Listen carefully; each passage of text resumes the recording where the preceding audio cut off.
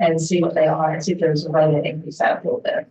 But of course, you know, they pay TAMs, they pay property taxes and all that things. So it's anything else on those items? Okay.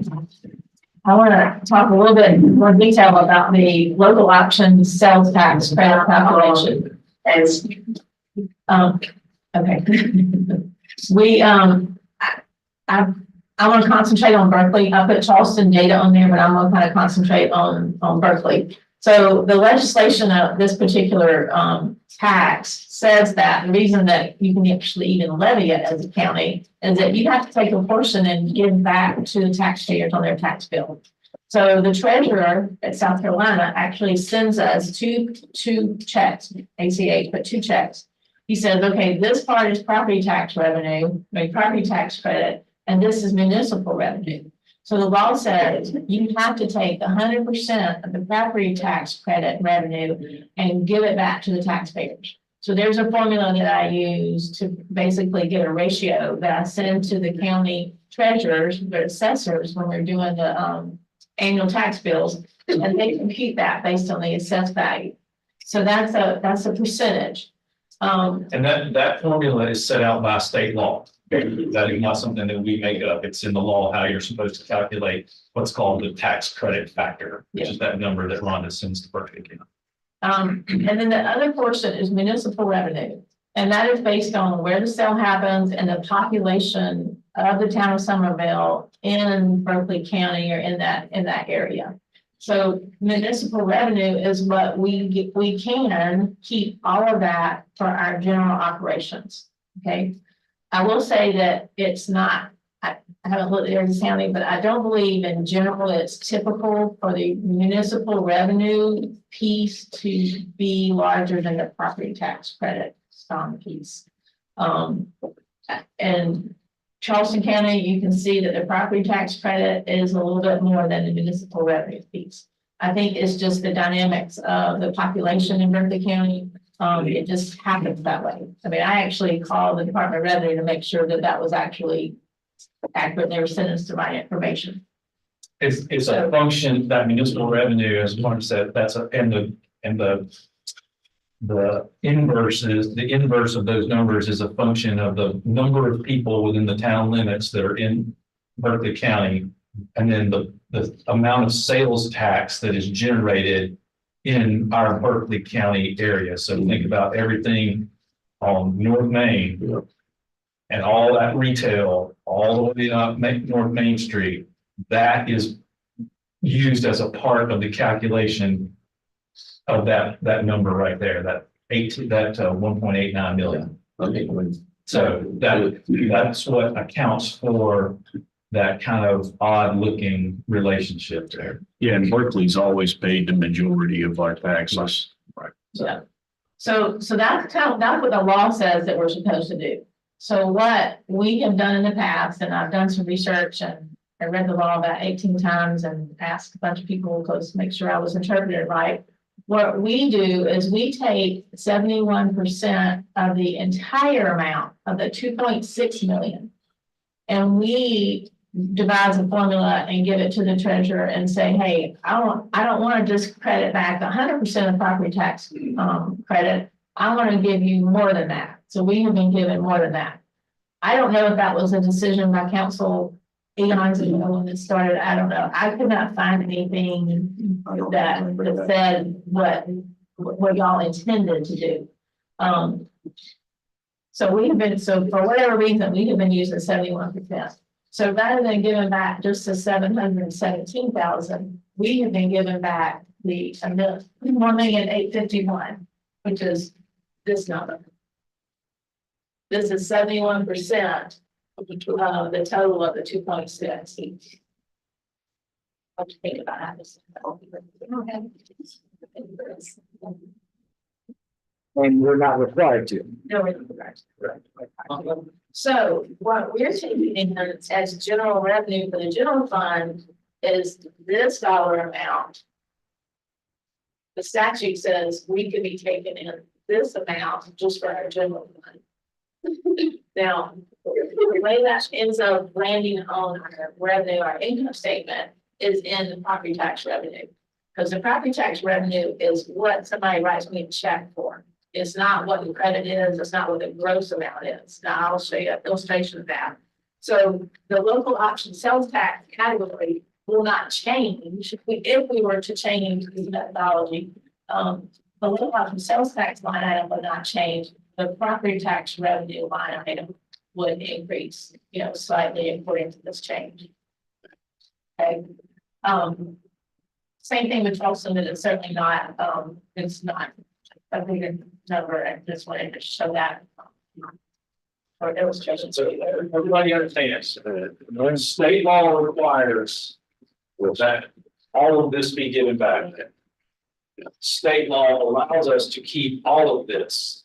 But for whatever reason, we've been giving back 71% of that number, 71% of that. of this total number here, which is netting us a whole lot less than we could. State law, all of this money can be used at your discretion if you choose to keep it. And Rhonda said, and I think that's with this too, we can't find anywhere in the history of the local option sales tax in our records anyway that says that the council affirmatively said that's what we want to do.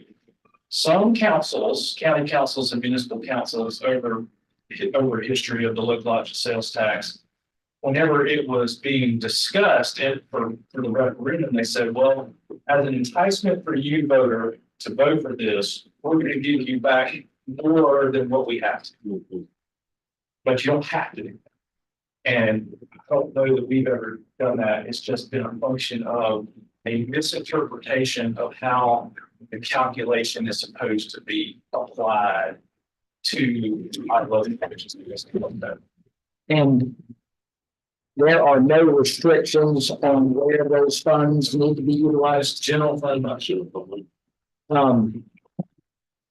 I know, just talking out loud, I know that there have been a lot of requests for improving the look of the Berkeley County area of the town of Somerville.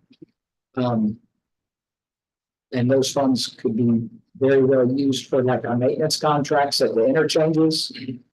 And other things. It's general fund money that can be applied at y'all's discretion.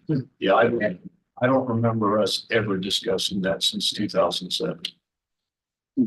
All the spreadsheets. Had the 71% in there. So like I say, that is the way it's been done. And in the statute, there is a 70% number. It could have been that it was just misinterpreted to be applied to this situation instead of where that number was really supposed to be applied to. And I'm not suggesting that you make a change. It's an option. You could, if you wanted to work towards making a change, you could phase it in, or you could find some place in the middle that you're comfortable in and making a change if you so choose. I felt like it was important that I at least present this information to you so that you know what we're doing and what the statute actually says. I'm going to show you how we'll affect the tax bill in just a moment too. But any questions on this? This is very good. Thanks for digging in. Gather myself for it. The first couple of years, you could probably. Just to see, right? We can do this over and over and over. That's the way we've always done it. Right. That's essentially. So I think it was important for me to bring that to your. Thank you. Thank you. All right, next slide. So if you were to make the change, completely to do it this way, the statute does. Obviously, it would be changed the tax bill for someone. You had a $300,000 home. The existing tax bill with our credit from our village would be $328. If you completely went by the statute, it would then be $632. So there's a cost there. Yeah. So right now, the tax bill in Buckley County is residents $208. Correct. Along with their credit they get from Berkeley County. It's a pretty, people that live in the town of Somerville and Berkeley County have, you know. That's just our motion. Right, yeah, that's crazy. We need to do one of those in Rochester County. That's it. Yeah.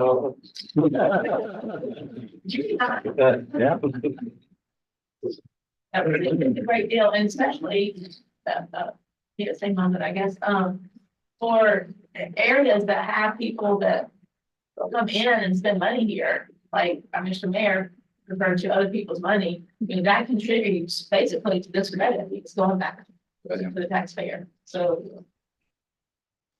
Why isn't Dorchester's not? It's been a lot of times lost. Just wanted to put that out there. You don't have to make any changes, you just wanted to share that with you. All right, I'm gonna start with the summary, then we will go to the departments. Obviously, I presented FY 25, so you can kind of see where we are. The revenues have about a 10% increase in the revenues projected for the year. So total of the 51 million that we just referred to. Total expenditures that are been requested at this point are almost 56 million. So obviously there's a deficit there. There's capital included in those expenditures of 3.2 million, and there are new positions totaling a little over 900,000. And that includes the positions with an estimate of 35% of fringe benefits. I didn't want to bury those new positions into the department totals just yet. I wanted you to be able to see the pieces that make up the 56 million. So right now we're at a deficit position with capital of 4.5 million, without capital of 1.2 million. So that is the formula we have to solve. Transfers I have included hospitality of 3.7 million, which is the same as last year, and approximately 75,000 for state accommodations. I also budgeted a transfer from general fund to victims advocate fund of 37,000. We've not ever budgeted that before, but come audit time, I've got to make a transfer. So I really wanted to include that because it's a real number. It comes out of the general fund. So everybody sees the target we're shooting at here. Good point. And that personnel includes the 3% COLA across the board that you Yes. plugged in. Yes. Okay. All in is 4.5 million. Without the capital is 1.2, which is just the personnel additions that have been requested. This is just general fund. That's just general. How many personnel is that? How many increased personnel? 8, 10, 11. Yeah. You'll see that. Yeah, I know. You got that some of the next slide here. Everybody see the target that we're shooting at here. So we're going to that's 4.5 right now with capital. Correct. Okay. That's all transfers in and everything. Yep. Okay. Outside of general, outside of fund balance transfers or obligations or whatever.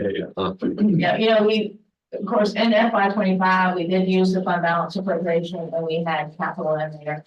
I personally would really like to move to a spot where we don't have capital in our general fund operating budget. And we put that in a capital fund and we just, if we want to use fund balance to start that, then we transfer a little bit over there. So we can just kind of get a consistent number on what our operations looks like from year to year without capital kind of making things run up and down. Is that capital mostly, is that mostly rental capital?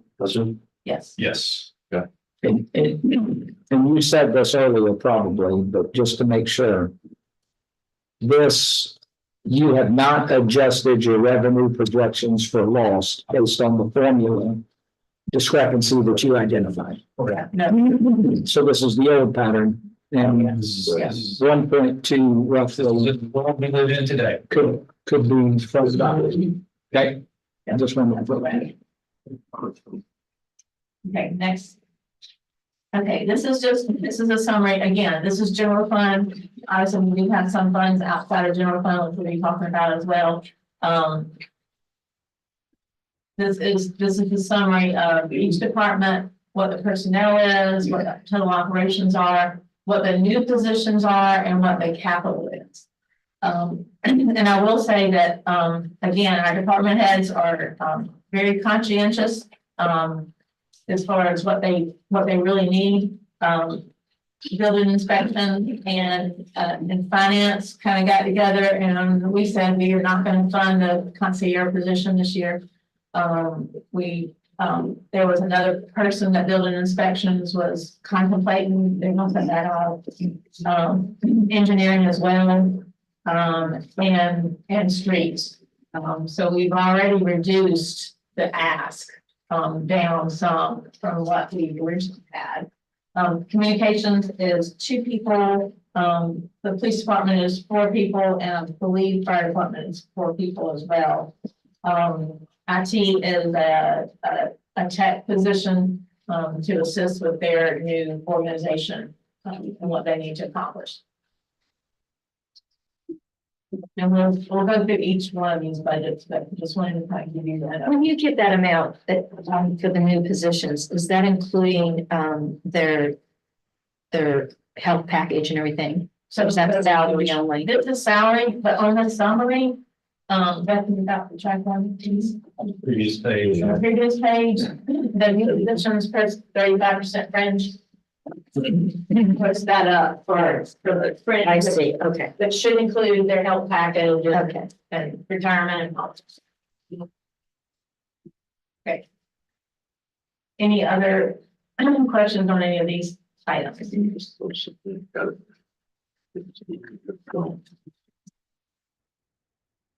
And I know, what's the rotation on the capital and police cars, is that police cars, I assume, is that?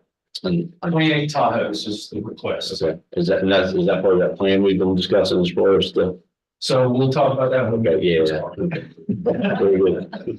Good enough. Getting ahead. Yeah. Oh, okay. No, I was sweating bullets. Yeah.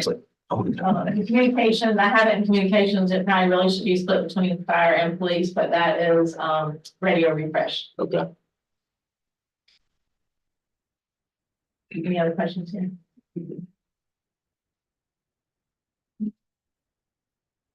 And before we get to some of the departments, I just want to kind of give you an overview of the other funds. Obviously, we have H-Tax, which funds, Team 6 from the police department, our PIO, events person from Parks and Rec, as far as personnel. Stormwater, just special revenue fund, which we collect, tax revenue or fee revenue for the county. Business advocate, we haven't seen that before in a budget meeting, but again, we have one business advocate, and then minimal operational expenses for her. Impact fees are there only because there was a capital request from that particular fund. Sanitation is just the fees we collect from the county, and the 2.9 million are what we pay Carolina Waste and Charleston County, I think, for some recycling for that. CIT grant, it's on here, we'll look at that later, but that is a grant that is supposed to be from federal funds, just want everybody, and it has a person attached to it, so, you know, we want to be aware of that. That's crisis intervention team. Yes, I just mentioned, thank you. And those expenses, are right on target with the grant amount that we were awarded. And local aid tax, there's nothing registered for that item, but I want us to look at it. But we'll overview for those funds. State aid tax is not up there, because that's not something that we can necessarily utilize for general fund purposes. So, that's all rated out by your advisory committee, that is working, to refine some procedures and criteria for applications going forward. In case you've heard any discussion about that, but that state aid tax is not part of these calculations anyway. What's coming up too? And Yes, yeah, they're starting their process. So We're gonna get to the department budgets, and we're gonna fast forward to public works. So Yeah, Yeah, these guys have actual work to do. they might not want to. No, Marty's happy to be here. He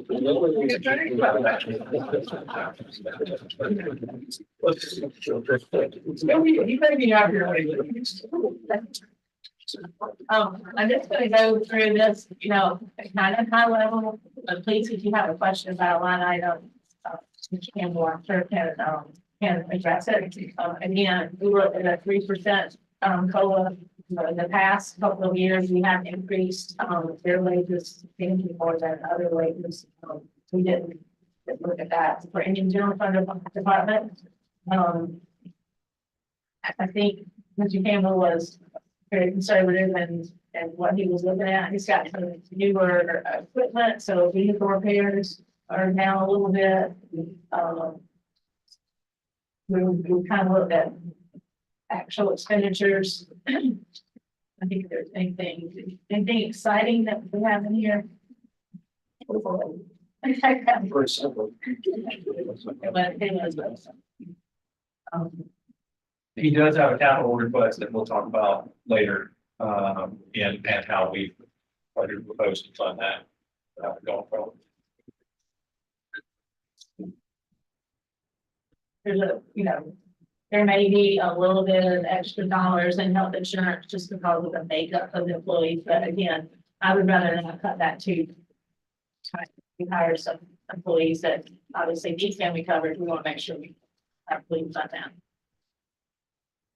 Mark, Yes, what are we missing in there that's mission critical?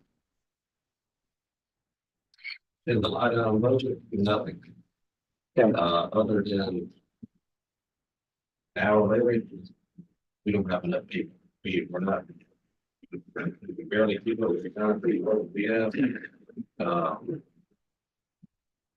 We're adding in the next thing, we're adding in, Salisbury Drive, we're adding in places on, going for a road. Everything goes further out. It's to keep up with what I have. I need more people.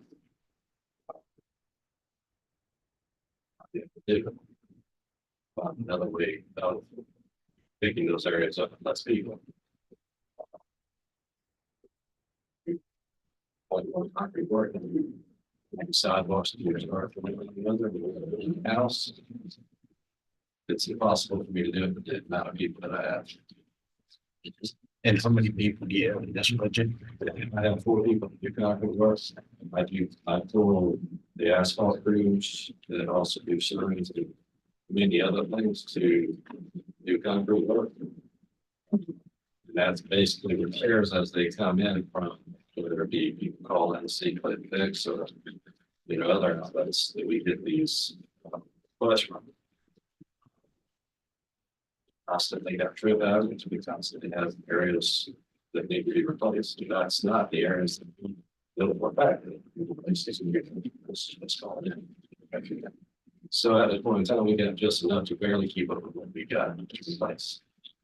Patchwork, basically. We bought some equipment, it's what we cost. We bought the concrete truck this past about a year now. That saved us. I mean, we can do twice as much as what we would normally.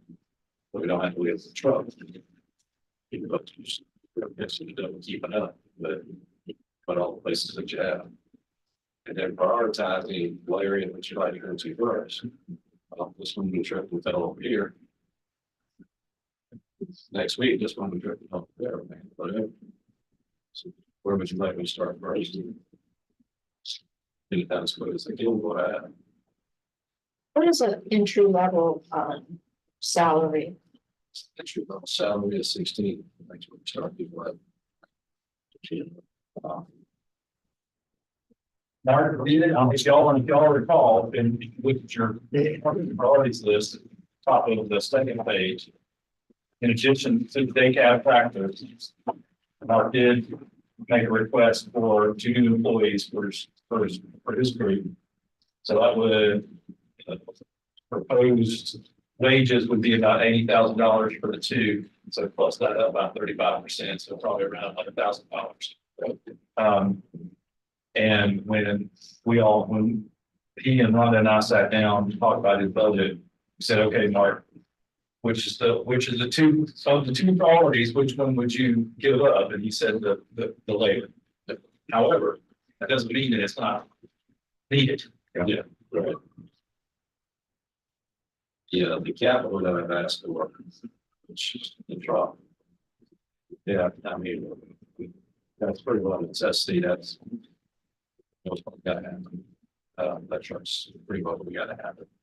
And we have a way that that we're gonna suggest to you that we can pay for that. That's not an issue. I think I brought up before about, trying to get somebody to help us haul off the yard rate. Yeah, we're slowly eating away at it. While we were in that meeting, we had a truck break down at Atlanticville, and they have trucks. So you have trucks down the rest of the day, back in town. It's just an older truck, it's not total, it needs to be total. It's a priority to keep that trash moving off that yard. Yeah.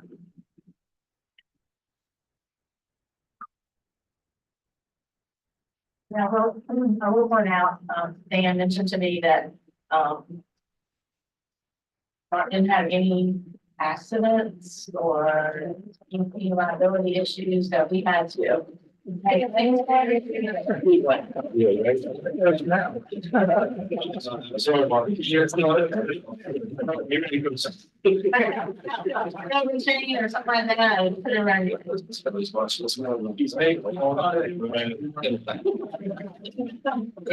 That's exactly right.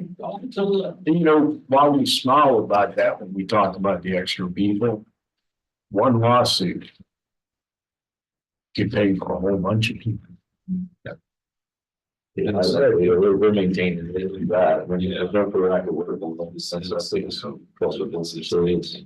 Yeah, But if, I mean, if you wanted to start doing these sidewalks, if you wanted us to, assess what we're gonna do, how we're gonna do this, yes, you can hire a contractor to do these joint sidewalks. You could, or you could look at, are we gonna do it in-house? Is it cheaper in-house? Is it cheaper to contract out? So, extra sidewalks and different things, do stuff. Whichever way is, I guess, cost efficient to do. we rode a mile for us, roughly. Contract out, we just did it, so. What about, is it possible in the municipality to team up with the county and kind of work as one team since our sidewalks go in and out, in and out? We can give it to the county and ask them to do their own sidewalks and never touch it.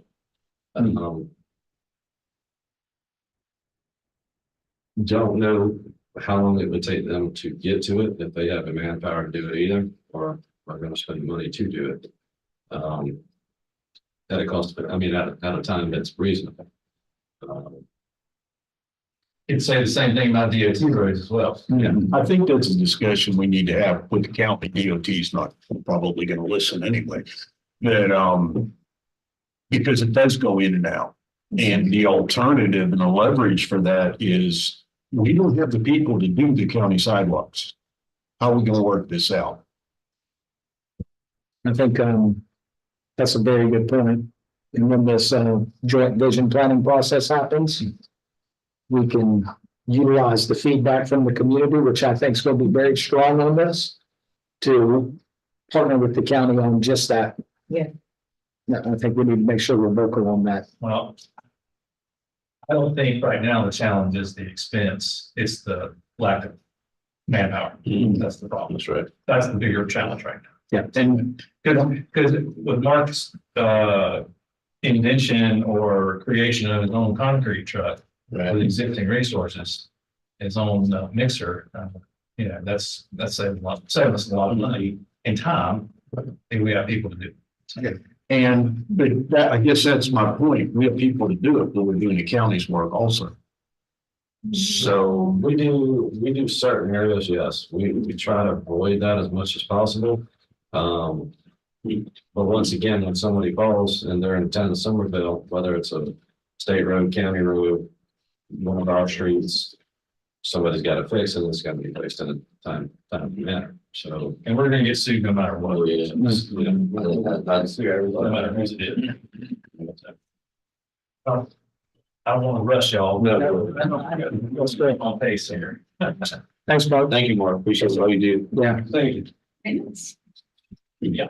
Okay, first time I've seen him smile in a long time. We're looking out of here. maintenance department, this is, again, Ronnie does a great job, and we're keeping expenses to a minimal amount. His, again, I put 3% COLA into his budget. Not much has changed.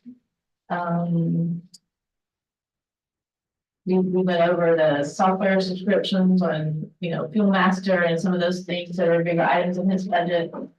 Uniforms went up a little bit. We changed companies townwide, this costs are a little bit more. Let's see, anything else? Any other questions, Ronnie? Anything you want to add? Exciting. Ronnie has brought to us a potential new vendor for our diesel and gas over at the shop.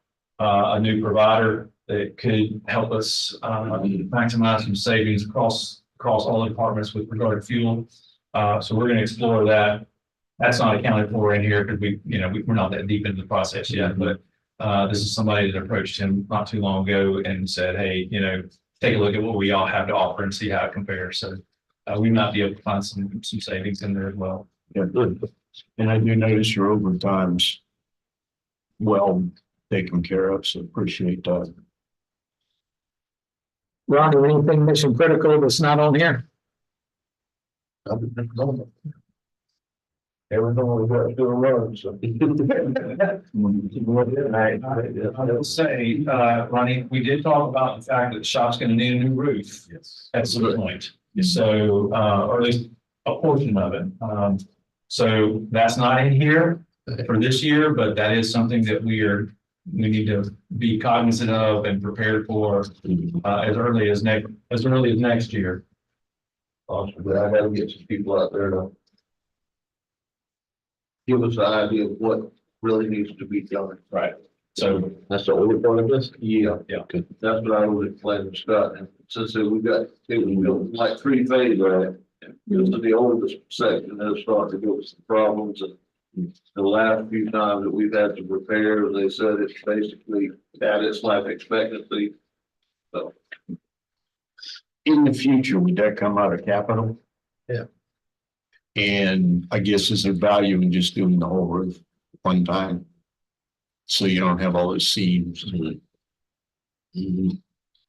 I'm not a roofer, so We'll look at it. yeah. Good point.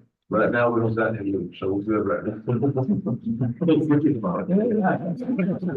We passed it. All right. You want to jump to that? Thank you, Ronnie. Stormwater. We're gonna jump to stormwater.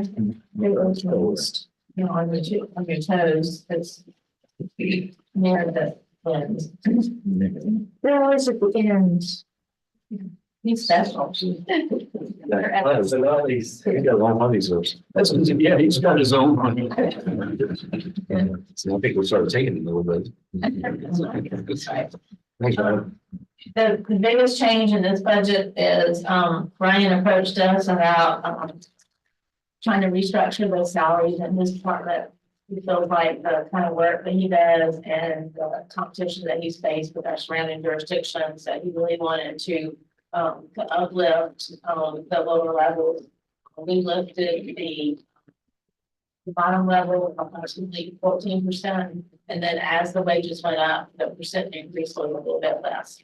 And I think it ended up being an average of a 7% increase for that particular item overall. And I felt like that was reasonable based on the kind of work that they do. It started out, I guess, we had all of public works in the same category. And so it was warranted to make a distinction for the water and change their structure a little bit. I'm sorry, I don't say the volume's here, I don't say that. Volunteers. It's increases at the bottom, like I said, as you go up the organizational ladder, then the increase decreases per position as you go up to the top. Everything else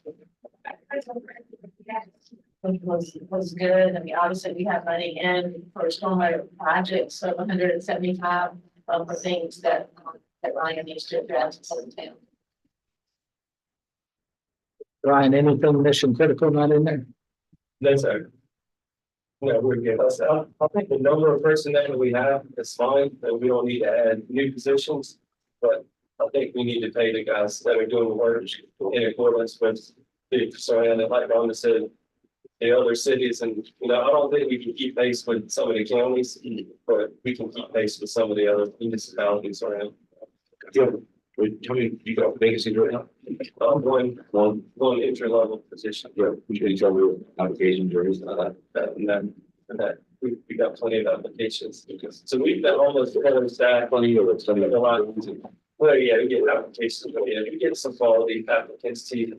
And we have positions where we can start people and then they kind of work their way into the system over there. But we've been fully staffed basically for the last year and a half, almost 2 years. So it's all pretty good. What is rents and leases? For supply that we need in the field that we rent from like Sunbelt or United Rentals or something like that. So like pipe plugs, things that it's not worth our money to purchase because we don't use them very often.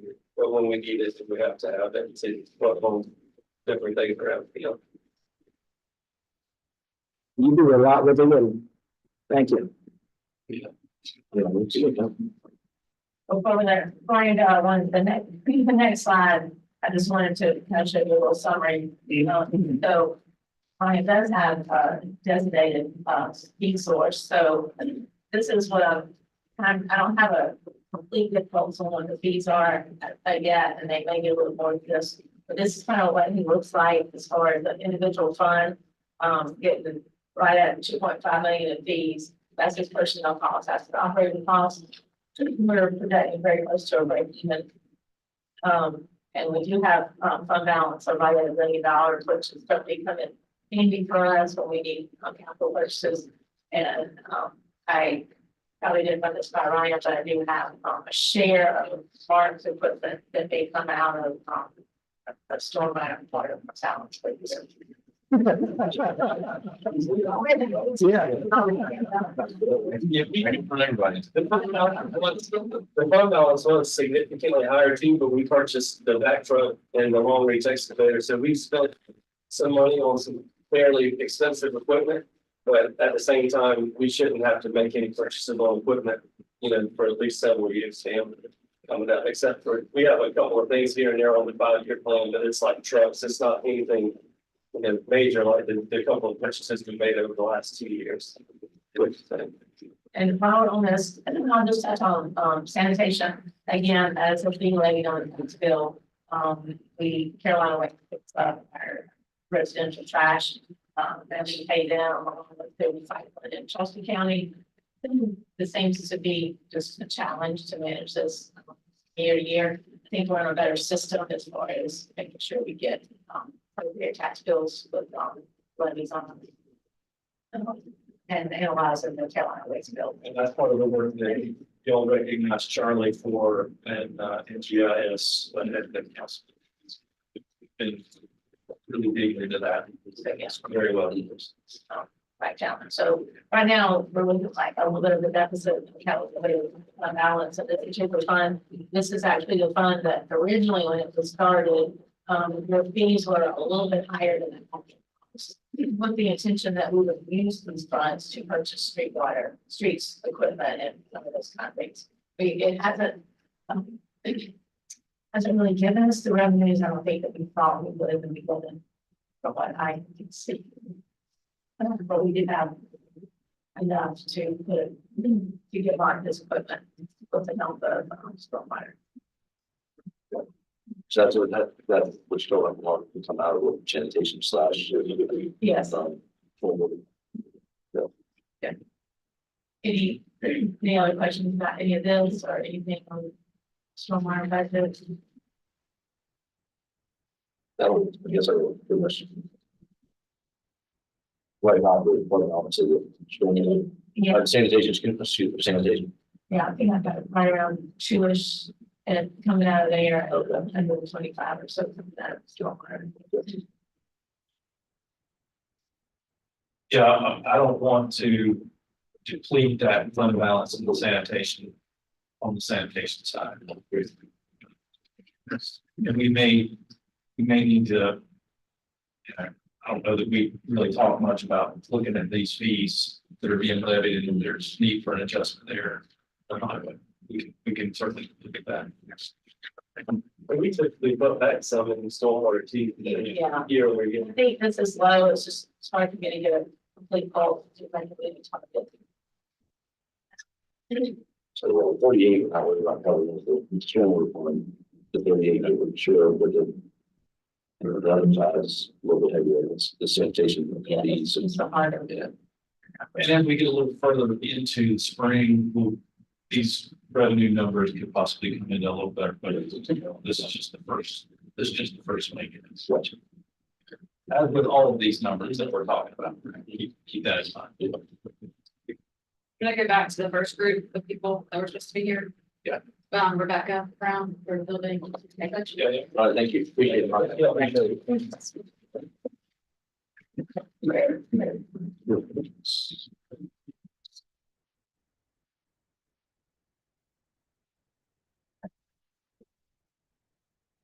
Okay, building inspections. As I said, earlier, we decided not to fund the citizen concierge position, and really focus on cross training our existing employees, finance, and building inspections, along with arming them with information about other projects and what the process is. We want our employees to be able to help our citizens to the next step, whatever that might be. Even if it's just introduce them to what that looks like. So obviously, they can't know everything about every department, but if they need to get the planning, we want to take the planning. So we do want to put some more emphasis on training and incentives for those employees to expand their knowledge of the town and services and how we serve our citizens. So we decided not to fund that position. Again, Rebecca has their certifications that some of her building inspectors will achieve, so we wanted to make sure we counted for that. 3% COLA. I think there's anything else. Obviously, there's more. We really kind of townwide kind of focus on training more, making sure we have everybody trained. A lot of the training budgets went up a little bit, and this was no different. Special projects, those aren't always spent, but those are needed if we needed to demolish a property. If we had to demolish a property, we needed to have funds so we could actually do that. I think that the 30,000 takes in about two projects, and it's about 15,000 a piece. That's about two projects. I don't think we're gonna have it this year. Yeah. So not a lot's changed there. Any comments? If I can find this thing. You know the question I'm gonna ask, anything mission critical not included? No, I think Rhonda covered everything. We're trying to operate as a streamlined as possible. I love to also your ideas, what was the customer service in this year? One of the shortcomings that we talked about, and everybody as folks have done at meetings across the different departments. I know y'all are familiar with our Citizen Serve software and our C-Click Fix software. Turns out that a lot of the folks in the departments who have to use that every day have never been formally trained on it.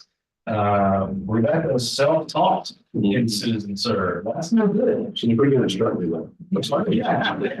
So what I've asked the staff to do is go back and, Dan's gonna lead part of this effort, Becca Zimmerman and planning department's gonna lead some of this effort because they're the two Citizen Serve experts on staff right now. They're gonna coordinate with Citizen Serve so that we can get training for everybody across the organization. And we're also working on workflows so that everybody who is a part of a workflow in the permitting process, and when I say permitting, I mean broadly, everybody understands where they are in that flow so that they can know precisely to whom you hand off an applicant to ensure that they are moving as quickly through the system as possible. And I know better now how to use the technology that I have available to me to help move through that. So that's going to take some time, but we are making that effort right now to improve that across the board.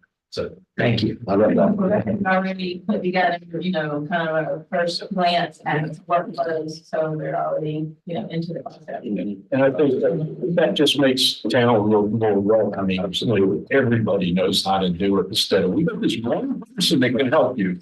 yeah, and we're talking about from the entry level employee all the way up to me.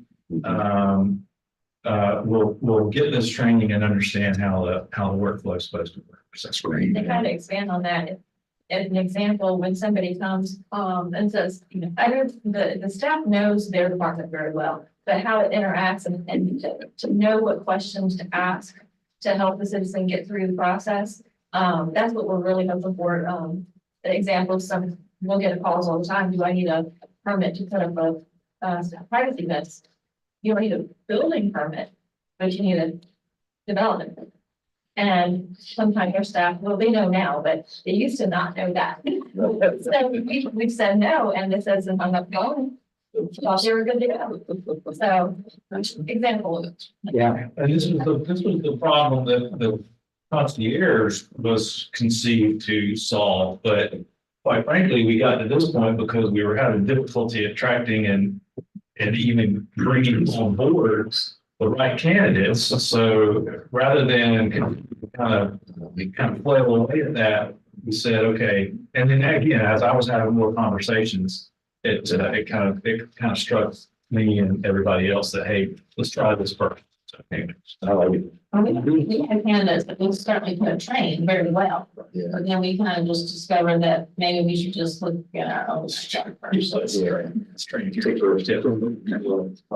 Excellent. Thank you. I will say, I will mention, and I don't know why, I thought it was on the department priorities list, but for some reason it's not on here. But if you recall, Rebecca did suggest that she needed a code enforcement manager or somebody to take the code enforcement management responsibilities off of her so that she could concentrate more on the building and on the building side. That was not identified as a priority during the goal setting session, but I did want to mention that is something that she has need for to help manage the code enforcement, the enforcement of our property management and our business license ordinances. We put that off this year with the addition of our zoning enforcement officer that maybe, can tell us a little bit. Do you have, Two and a half. 2.5?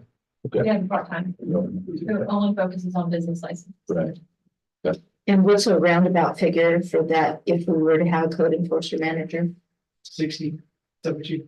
It should be. 80, okay. And then you added one in planning zoning too. Yeah, we just had a hire that was budgeted already in to do zoning enforcement, but some of that work kind of translates over to code enforcement as well. That's like it's just kind of. So we'll see how that goes. So what you're saying is we're gonna stay status quo and see how this other person can work into it sort of that. Yeah. Very good. We have so many overlapping functions. Thanks. Rebecca, thank you. Yeah. Awesome work. Right. Engineering.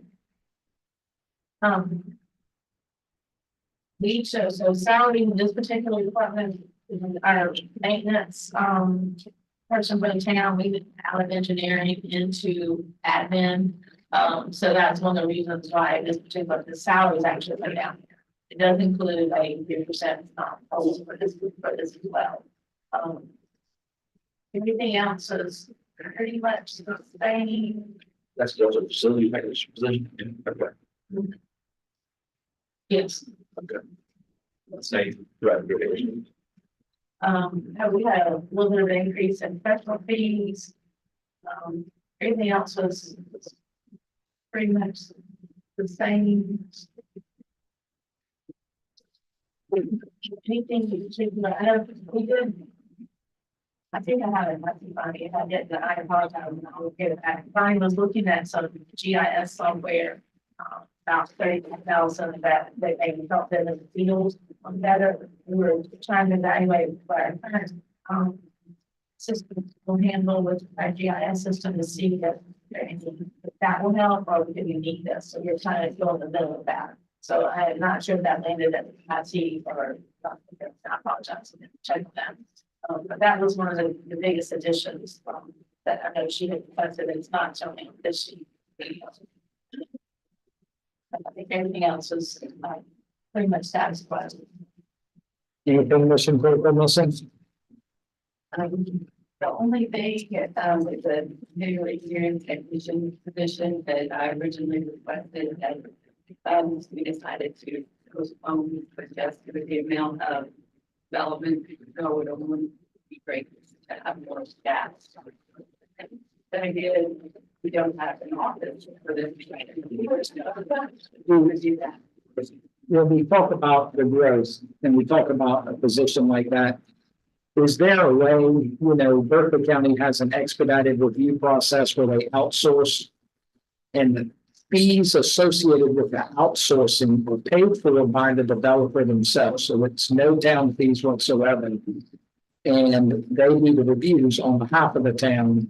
We select those folks similar to the traffic engineering studies, but for those types of reviews, have we looked at that?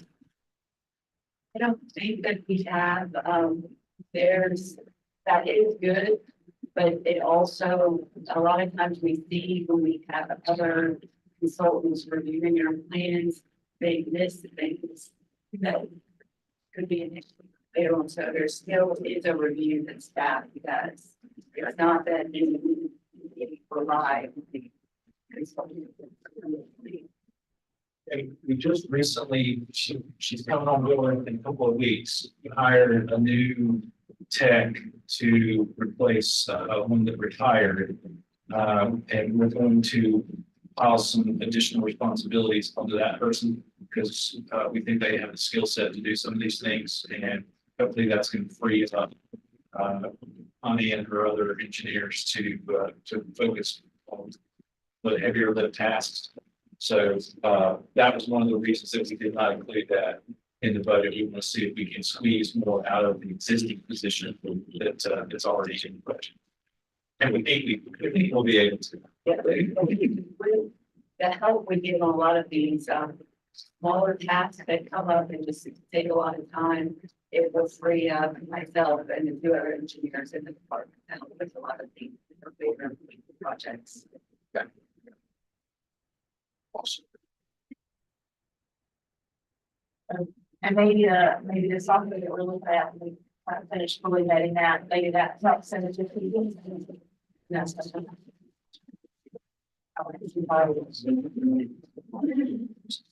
It's funny. Thanks, Bonnie. Yeah.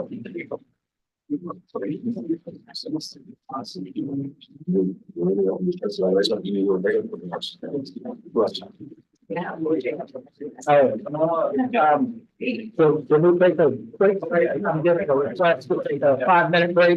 Break. Well, I actually don't need to pick those people that sit there long. Yeah. Stretch your legs. You get to. You thought you were down. You thought you were done. She was one of the specialists.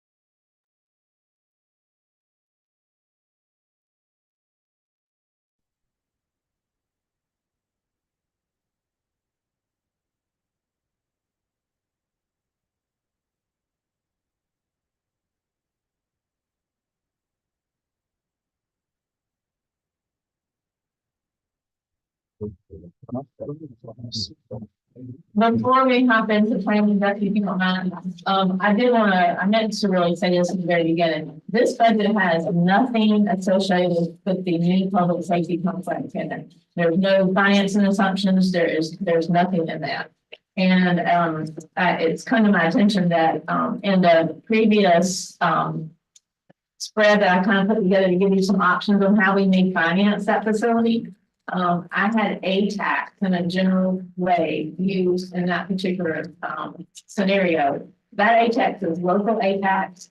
It is not state ATAX. I don't want any of our citizens to think that we would tap into any of those funds because those aren't legally available to us anyhow. But the state ATAX will continue to be used, some of those funds distributed to nonprofits as we have in the past. And so none of that is affected, but I do want to make that clear to the public and certainly to y'all, but I don't have any. This budget has nothing to do with public safety. Yeah, you will be confronted with decisions on the public safety complex financing later on this calendar year. But as Rhonda said, the state ATAX is very specific in what it can and cannot be spent for. And we are not contemplating to use state ATAX at all for the public safety complex. That's just make sure all of your constituents hear that and know that it's local funds only, which we can use towards that financing. Okay? Thank you. Absolutely. Okay. Planning, minimal changes in this budget, except for the fact that professional fees have increased from 40 to 150. That's our comp plan, our impact fee study. My terminology, yeah, CIP, Jesse also does a very good job of watching her expenses. It's very conservative. She has new staff in place. And like to be everybody's going to take off. Those professional fees, those two plans that we see, the CIP, the impact fee CIP and the comp plan update are mandated by state law. So we have no choice or discretion on. Have discretion in terms of the amount we spend, but we get what we pay for it. We got an RFP out right now. Yeah, we have an RFP out right now for the CIP study.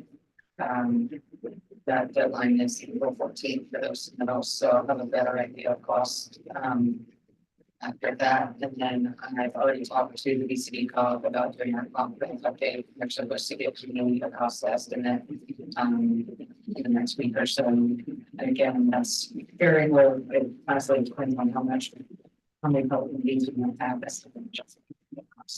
Yeah. So, I guess those will actually sign contracts right until after July 1st. yeah, well, I mean, we could Potentially. I just. Yeah. I mean, we go So I mean, that number could potentially go down. right, because these difficulties are being used out of this year, essentially, we have to sign it forward, that's soon. Potentially, but we would like to get those things started. Right. Absolutely. Some of the federal funds in my budget this year that some are designated for projects, but there's more than is already implemented, so we could potentially start with what I've got in my budget this year before, or just have them 10 plus. Sure. Yeah. Okay. Yeah, I mean, that's just what keeping things real, so that's just.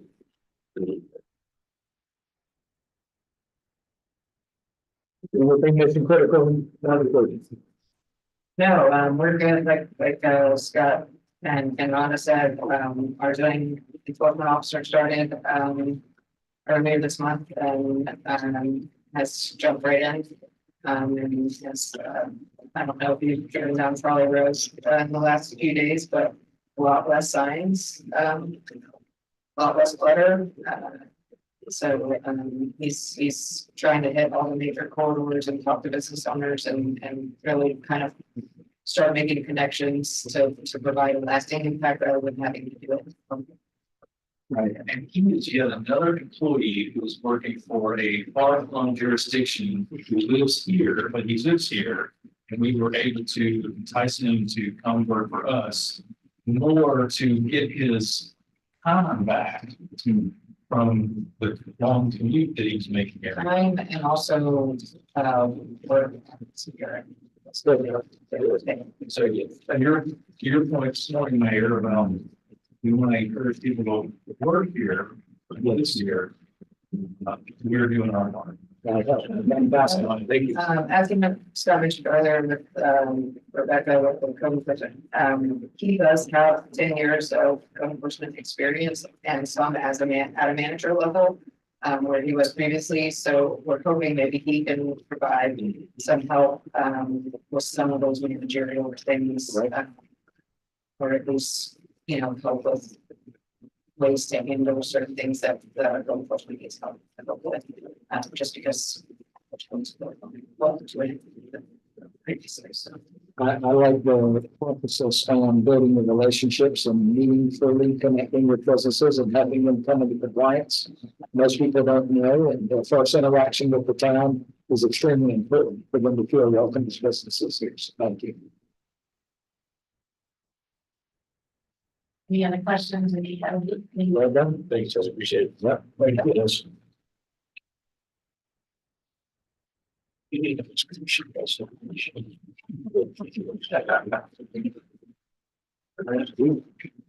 Tea. Yeah. Thank you. Something new here, and dollars. Let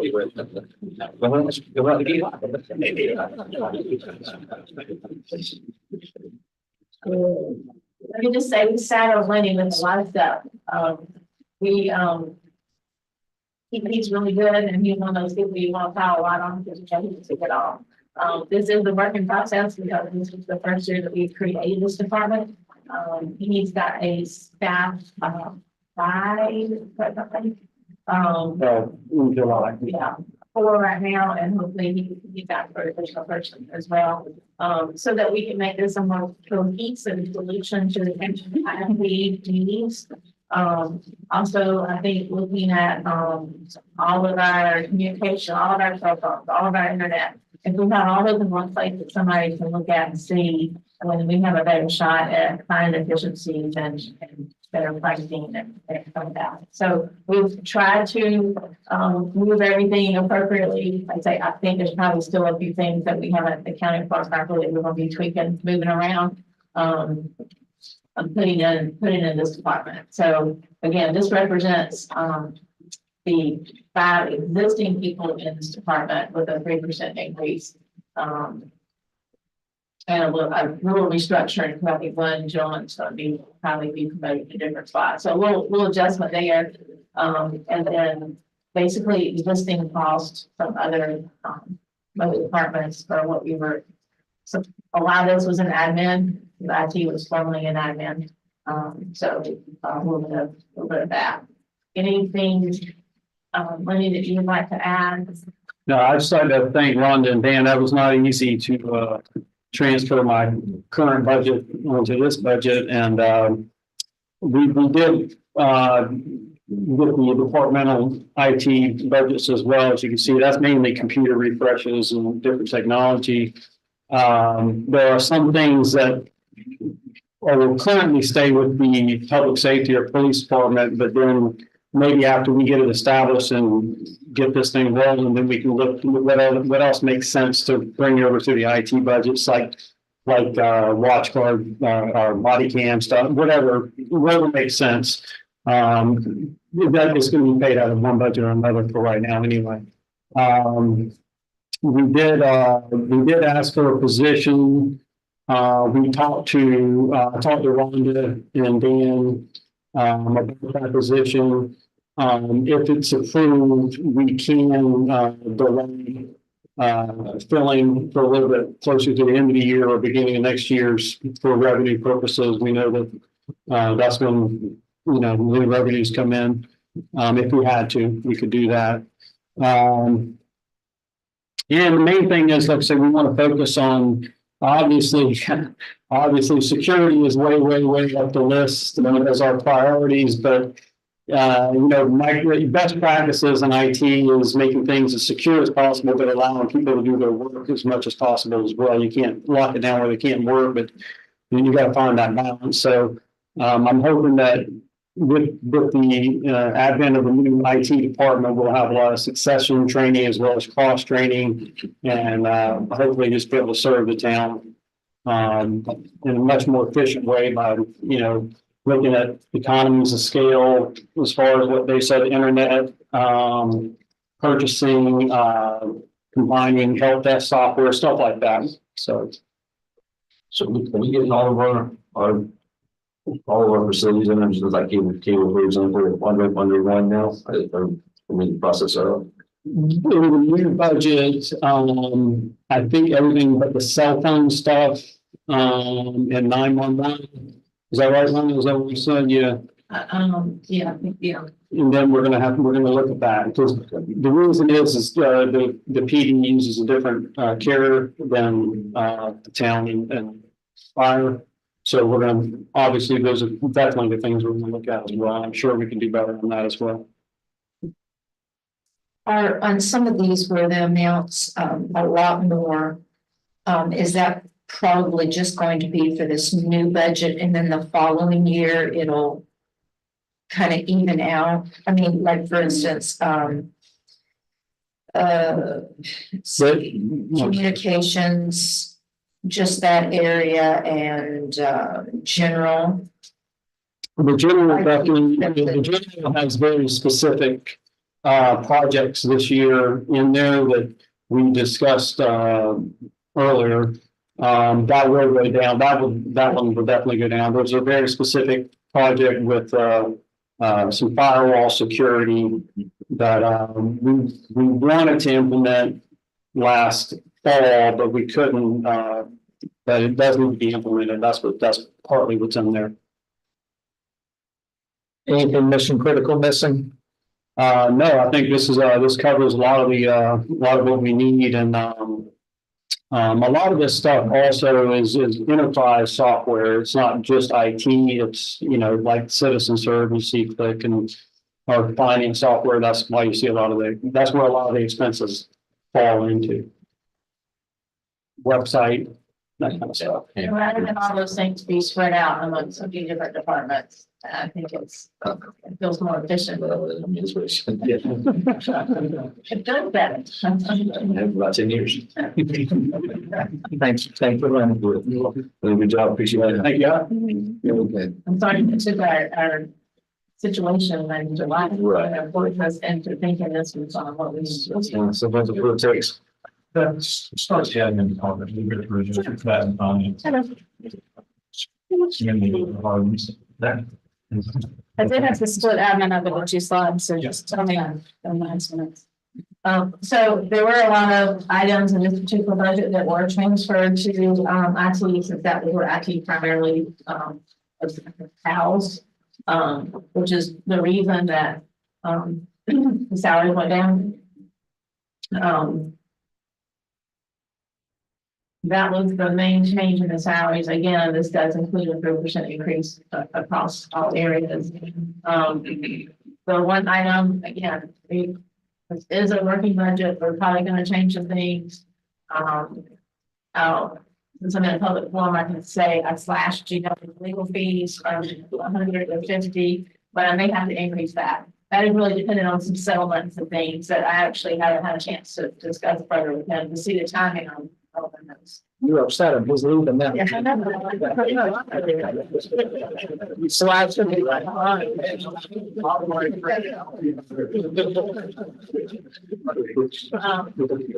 So again, we haven't, we haven't spent that. But we'll see. That's a conversation that we usually have.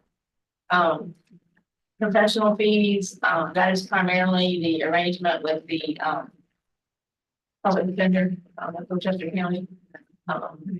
Contractual services, that is primarily the other half of, or not half, 3/4 of finance security for town halls. There's other things, those are the primary numbers are there. Maintenance agreements, obviously copiers. What else is? The next big one is the election expense. Oh. It's on the second page. Yes. That line's 511 there. Because CPW is having an election this year, that means we have to have all of our polling places open across the entire county. That raises the expense. I'm not saying that in a critical way of that. Hey, he's got anything else to go with? There's great partners in other ways. So.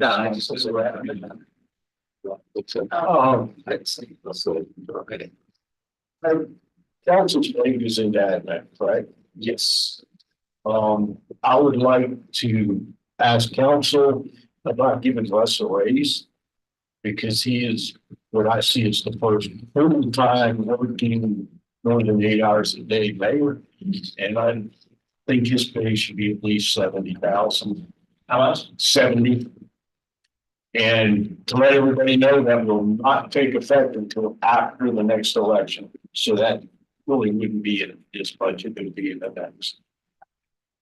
Having hearing that for the first time, I could not, comment. You just have to. I think we need to increase that 3% COLA before we increase the mayor's salary.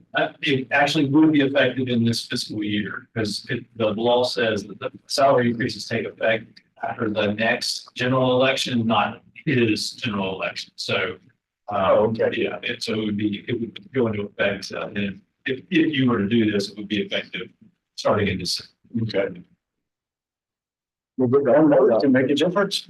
Yeah. Okay, I've noted that.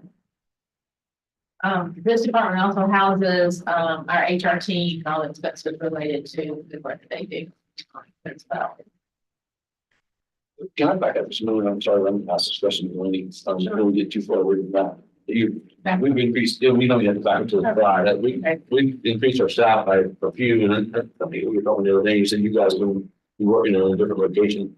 How are we on office space? I just heard somebody else, I think it was, should I say something that Bonnie said that she hired someone, she would have much for them too. Overall, how are we doing office space over here, even with your increases of personnel staff? And I know we have some more space, but We're getting at least 3 offices in the town hall complex with the move, and also in the annex, police annex, not this building, Dominion. We're beginning a couple offices there. We're going to retain office at the police department, and we still need that office as well, but we are going to be freeing up a few. so you're going to be spaces. Gonna be okay. Yeah. Space they're moving, will move into, there's plenty of room for lots more activity in there as well. So, we do have a little bit of extra. That's been unused excess space that we've had, and this would be a good way to put them all in the same, all in the same room together. That in a very spread out cubicle farm, which will still be comfortable. So. But that was my former COVID office. Yeah, I remember that there was a break. Well, just some future planning when the municipal public safety complex is completed. We have the opportunity to redo Old Town Hall and provide for plenty of room. Yes. Yeah, I was just, other than that space, it was very ready to put up over here, so. So we'll free up a little bit over here.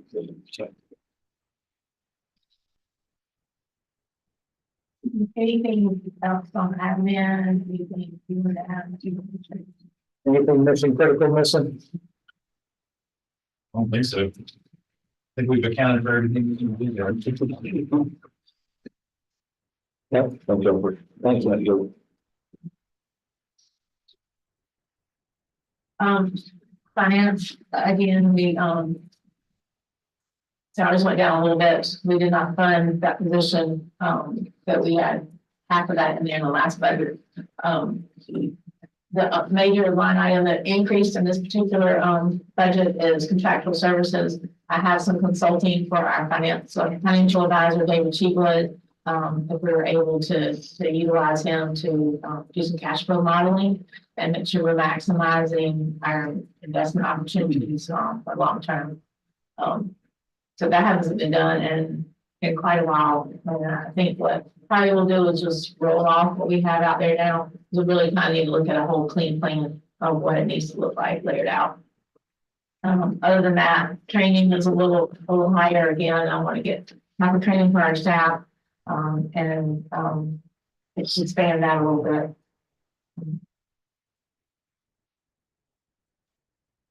I'm thinking our audit fees are gonna be a little less because this is gonna be the last year of the ARPA, and I hope the single audit requirement will go away.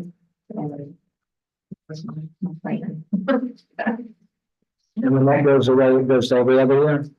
Or No, if we don't have more than 50 to still 750, might be more than that. Yeah, anytime we spend, I think it's $500,000. It's seven- If we spend $750,000 in federal funds, then we have to have what's called a single audit, which is essentially just another audit of just that, just those monies and how we spend it. But if we don't exceed that threshold, then we don't have to do those single audits. We don't have to. One of those GASB requirements that That's gets crazy. put on us. Those crazy accounting people. So very simple. Any questions? anything missing? Rhonda? I just really want to increase efficiencies, leverage, like ACH platforms, efficiencies for accounts payable, I think is essential. I'd love to get rid of paper. I don't think I'm there yet. But sometimes I need somebody, but I'm not efficient yet, so I don't really want to add that person until I can make sure I'm capturing the efficiency. You spoke a while back, I think it was last budget year about trying to bring all the, like supply ordering and things like that nature under one umbrella. From all departments across the board. We consolidated that a little bit, we still have autonomy in the departments, but we try to where we can and try to get that. That's probably a full-time job. Right. I can't really, it's good as saying the is. I can't sound her out with all that because I need a lot more. Yeah, I mean, that's the thing I'm saying is you get some big departments. And your question, Richard, kind of triggered an answer to you, Mayor, your question about mission critical. One thing I think we need, and Chris and I haven't even talked about this, but hopefully he'll jump in, but one thing I think we need, as I've been going through this process and been interacting with department heads and employees across the town, we almost need a risk manager position of some kind on staff, either in a part-time capacity, at a minimum in a part-time capacity, if not full-time. All the department heads will tell you, and I think I told you that reducing the town's risk of workers' comp claims, property and liability claims, is something that is high on my priority list, because as I told Chief Wright before, whenever I see a damaged vehicle, or anybody for that matter, damages a piece of equipment, I don't see a damaged piece of equipment, I don't see somebody's raise we can't get, because we're having to buy another piece of equipment and pay claims. So to that point, I think it's becoming evident to me that we need a risk management function of some kind going forward. I'm not going to suggest that now, but just this week, we got a request from SMERF for information related to our underground storage tanks over at Public Works facility, because they need to be insured, and requirements have changed about how they can be insured, the documentation that we need to provide to the insurer. Well, I mean, there's nobody on staff who's concentrating on that kind of thing. Dan does some risk management stuff, Chris's staff does risk management stuff, fire, police, everybody's all kind of doing their own thing, but there's no coordinated effort, and somebody was bird dogging all that stuff all the time. So long-winded explanation to say that is something that we probably need to think about going forward. Is MASC support any of that? They do. They provide lots of resources for our risk management, but it's up to individuals to make sure that they're doing their part, rather than have somebody who can have a global view and go around and say, okay, you're responsible for making sure that all our UST information is documented somewhere, and then you can be responsive. Right now, we're having to go and figure out, well, do you know anything about this? Do you know anything about that? So I think that's something that would probably be helpful to the town going forward. What was IT? The wings of the IT. Right. Correct. Any other comments? Thank you. Yeah, thank you. Communications.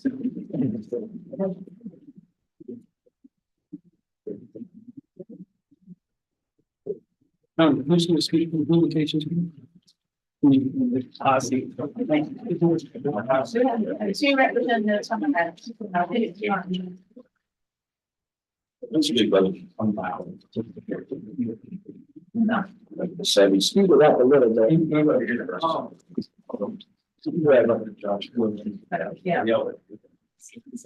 So they can hear you online. This budget also housed two of the personnel that are now in the IT department, so those were transferred out. This has a 30% increase to their salaries as well. They have requested two additional dispatchers for this department. Those are included in this, the two additional, no, They're included in a summary sheet that, But not here. but not here.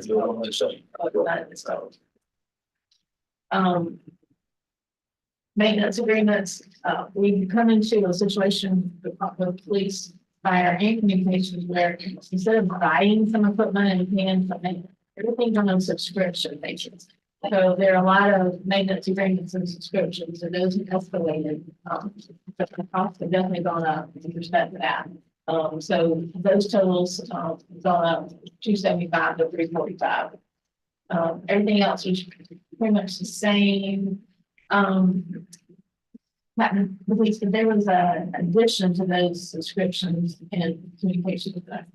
Don't know what they were. The state raised airtime on police and fire radio communication, like every time we give a radio by 80%. So that was a pretty big increase right there. You said that's the state? Yes, because we have to use their radio system for the communication. And they continue. They haven't had an increase in a while, but it went up by 18%. Yeah, they're trying to fill in some infrastructure statewide. That's the government a couple of years ago. They got Georgia want to do that. Other than that, there are a lot of the changes to this. And I appreciate all the work that he's done, most of these changes, but it's this and this topic. What's missing in there? What's missing, Griffin? The two dispatch positions. Sorry, I don't know you're all, you better jump in. They'll help with the swing shift. Yeah, that's just, Dispatch. They'll help during the busiest times of the day, it's late afternoon, early evening. It's not just the police and fire. how many seats are that playing with? It would put us at 20. I'm talking about in the council at one time. Is it 5? If they were, We can go up to 5. There's typically like a minimum 3. yeah. And then this will be sort of the two positions, which are film, everybody beat times. During a peak time, Chester. Okay. You got 2 vacancies right now? Yes, in there. Well, those two positions help with overtime.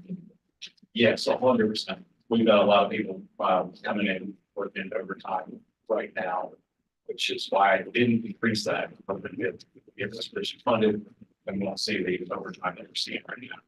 You're seeing overtime now, I assume, because of those vacancies throughout, so that's getting covered by your slippage and the personnel line. So. Overtime expense is almost 1.5 positions by itself. Yeah.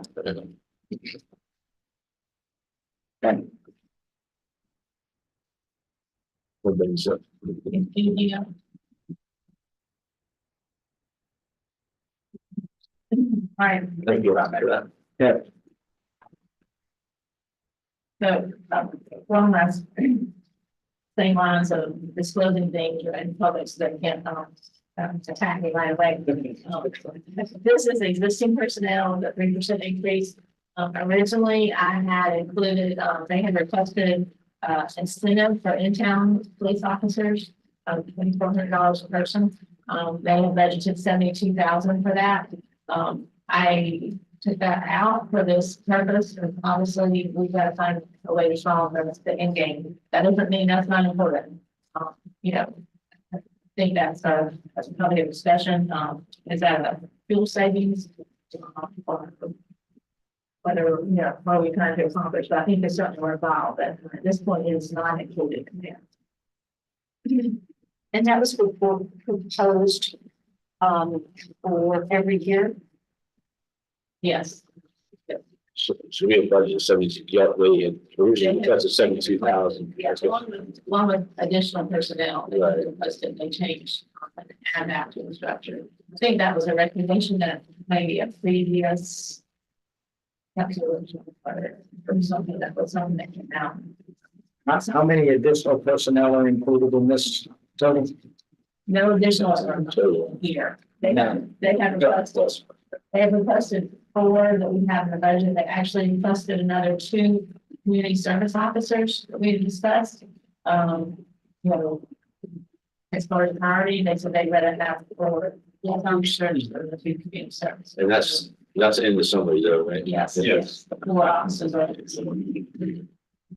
Just one. Or technically originally asked for 5 total officers to do community service, and we got the community service. Okay. So that's a 4 officers, 1 detective, 6 executives. Thank you for that. Does that move up? I guess that's an actual extra body it's okay. And not just move 1 officer to an executive promotion. No, that was provides. And honestly, you know, retirement, there's some civilian employees of the police department and they have one retirement rate. Some have another, so that just complicates the math, but it's all good. Deputy Chief, how do you feel about less new officers and incentive pay for people in town? If you're looking at a combination of Delta, Pay is always a big, from a priority standpoint, pay is always a huge deal for police officers.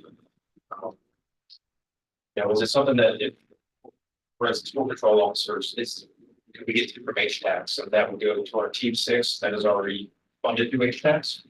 That would increase them, which would increase, essentially have people patrolling the business, store districts of Somerville for 7 days a week. We get 2 funded through H-Tax. Which will be 2 officers. And then, you know, I'm being selfish here, but yeah, incentive pay, you know, there's something to be said to have a patrol car sitting in your driveway in Somerville. It's going to deter crime. We can't put a price tag on that. We don't know what that is. Responding to critical incidents, something we said to be living in the town and not driving from Mount Pleasant, James Island. You're there so much quicker.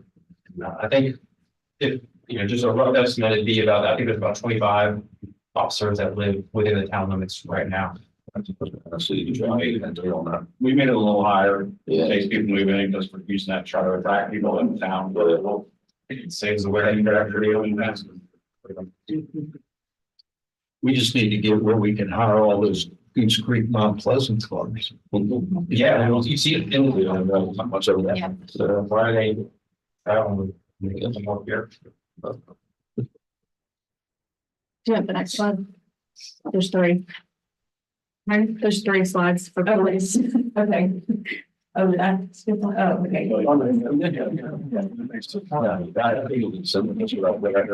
we have any percentage one in the summary sheet either? We had the actual 5. I thought there were 4. That was the officer incentive for women in town was not in the summary. No, Okay. no, All right. But I can certainly. So it's, but it's 5 that are in the summary. 5 positions in summary. Okay. How many people are living outside Somerville, you know? That's 25. If 25, I'd say close to 100.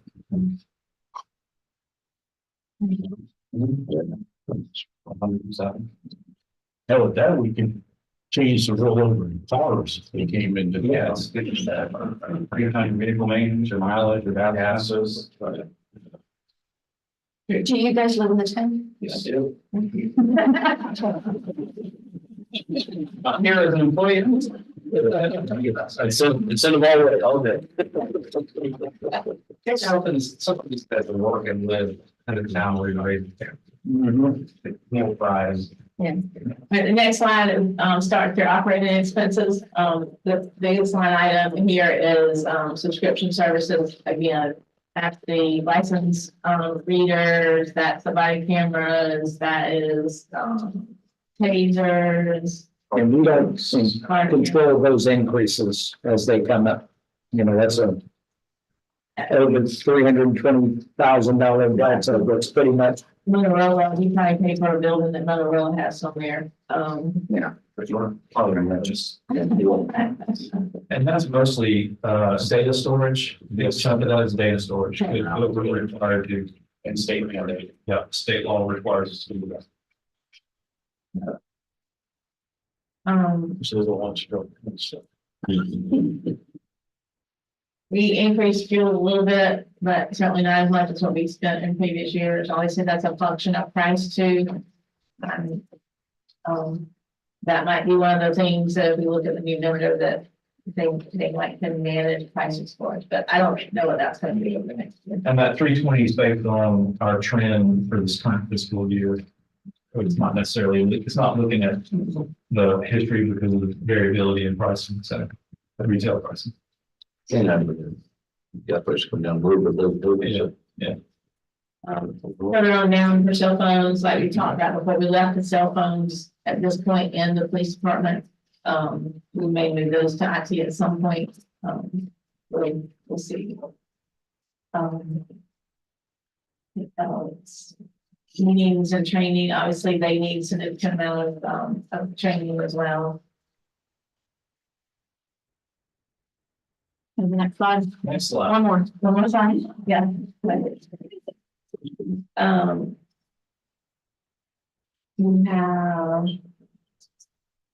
We hope we can get the liability insurance deductible down some. We've had some instances, we've had to pay out some things, so. How are we spending that 320 this year, do you know? We said in a administrative budget or something? Yeah, somewhere? we just pay it when we had to pay it, we paid it, yeah. Dan really wanted to, I don't know, be able to monitor that, but I imagine to be able to see. So we were, which I think is a good idea. Non-capital equipment, I don't remember what's in. I'm going to put the same from firearms, ammunition, this, vest, belts. Yeah. And I do need to check on the IT at the bottom. That's the amount we had over in IT. for We sure. did, okay. I knew there were a couple of those line items that we didn't get erased from somewhere else, so. So that'll come out of that. That'll come out of that. Yeah, 145 will come out. Half that pays for the incentive. Might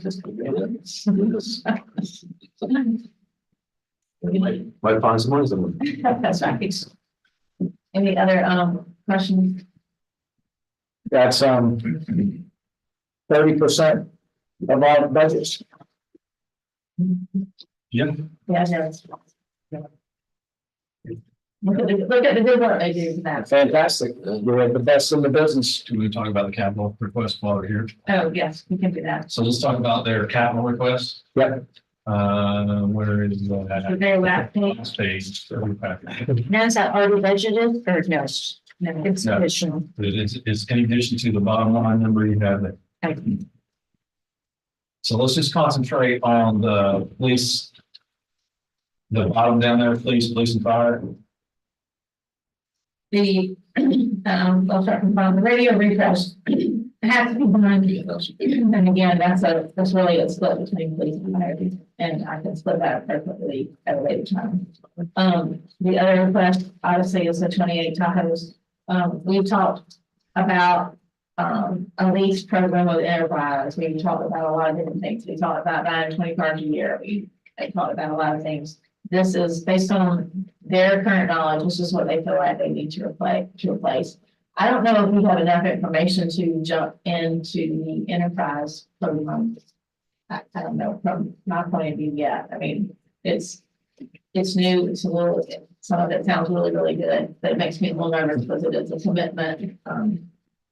But it's a commitment. So we were looking at, maybe we could, fund 10 to 15 Tahoes, in a capital fund with a contribution of fund balance. And then as they salvage the cars that they don't need, then they could purchase more vehicles with that. Okay. We, got that kind of talk about that a little bit. Definitely, you all have ideas for all years. I know they want 28. I think that obviously is a significant chunk of on capital expenditures. And to help us, me, better understand, I would love to see some sort of dashboard on our fleet. Basically, yeah, that can tell us the story of the age of our fleet, the mileage of our fleet, the status of maintenance, how the maintenance costs go up as the age goes up, and really be able to see how this investment, which it's an important investment, can drive down life cycle costs or maintenance costs or other things as well. Just to better understand it. And that's that's an analysis that Enterprise has done. And in addition to the work that you guys already have. The issue with leasing through Enterprise, and she probably brought to us some numbers from GMC leasing as well. My worry, my concern is that getting into that lease, and I'm an advocate of it in terms of its flexibility, and we talk about that at the priority setting session. But my concern is locking us into that lease, even with the flexibility, is going to obligate you to funding that number of vehicles every year, regardless of your fiscal position in terms of revenues and other priorities. So, and again, I've been, all tired of hearing me fried chicken little. But my discomfort with how the economy is going to look in the next 12 months and beyond makes me pause in making a long-term commitment, not just for Tahoes, but for any longer-term commitment. And that is going to include financing the public safety facility. So it's going to be challenging. Not saying we can't do it, but I'm just telling you what my concerns are at this point. And I'm dropping this cold on these guys, and that's not fair to them, but it's fine. I'm gonna give you a little quick insight on the vehicles right now. So right now we have 30 vehicles out on the road that have over 100,000 miles. Some of them are as much as 130,000. And then I've got another 32 cars that are between 75,000 and 100,000 miles. No, 32. So I've got 62 cars that are 70 that right now are 75,000 miles and up. Yeah. And you said the total count of your vehicles up? So. I should put it down. 68 right now. 68. Yep. That's including reserve for that. That does not include special vehicles. I'm just looking at control cars, the ones that are cost us the most money that we got to rely on to get people to all service every day. That's to check with doors and everything, right? You all the advanced stuff. Not looking at specialized cars or specialized equipment, things like that. These are just the cars that are out there every day. And that 160 Right, you said, does that include your 168, that includes your reserve backup fleet, your backup prayers as well? It's, I assume, yeah, as far as, I assume those are much over the 100,000. yes, those are, yeah, As well. those are actually spare cars, looking at this list, you're talking 117,000 plus in those cars. So the least amount is 117. So when you're jumping into a spare car, it's a car that we're stretchy in terms of public safety, and what the standards are for public safety vehicles, or we stretch them out about as far as we can get with some of these cars. We are asking y'all to solve a problem that you did not create. Yeah. Whatever you. See, and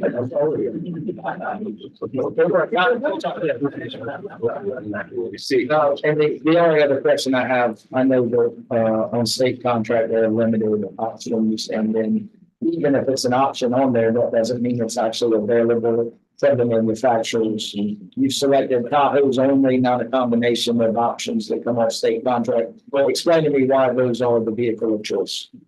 So I can tell you now, I could get 28 Tahoes and one is great. Okay. So what I did for illustrative purposes, I took the more expensive vehicle. We're gonna have to substitute some Ford Interceptors in there unless I go outside of South Carolina. And really make an effort for it, it'd be hard to get that because Tahoes are limited. The Tahoes is in durability or the Tahoe vehicles are least expensive right now. Ford Interceptor, Explorer would be next behind it. It would be the choice drive goes next on patrol vehicles. Dodge is not making Durangos for at least a year, and then they're changing the engine in 2026, which means we'd be jumping into a Gen 1 engine in a new car. So I know what everybody knows what that means. So really for the vehicles that are out there, we're looking forward to Chevy. That's it. Yeah, coming out of the business, you don't want Gen 1. That's kind of the first final test stage. Yeah. That, the 28 and the price tag with that, I assume that's plus equipment, fully equipped all the time. Fully equipped, We could probably get that number, that probably number would be a little less if you thought that some of them both be the same, but I need to be able to know what to put on the table or what the most is, just in case, because, you know, we, for instance, 2 weeks ago, walked a brand new Durango because somebody ran a red light and told it. So unfortunately, there's some things that we can't account for, and so I'm trying to shoot by in case we're losing cars that we just got. We strip those from when it's new like that, so we put them genius for that. It's already being reused and so that else.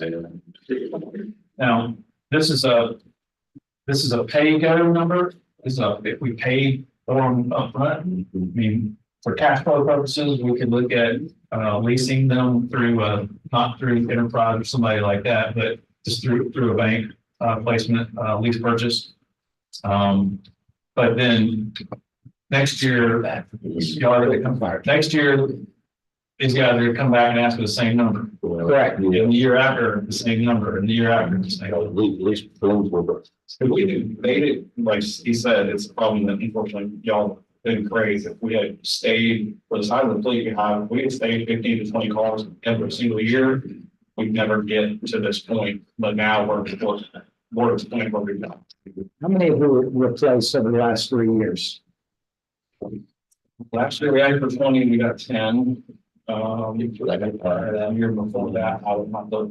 We had 15, I think it was. Yeah, I think it's 29 cars and 2 years. We skipped all the. Yeah, I know that. The year before that, I think we got 4, and then 1 year they got 9. Yeah. So essentially, the third maintenance pile is all in front of us right now. If we don't start chipping away, it's going to be unremarkable. It's incredible. Thank you. Yes, sir.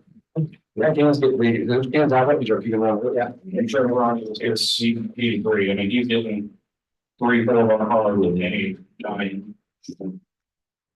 When you speak of that, we've had a couple of things.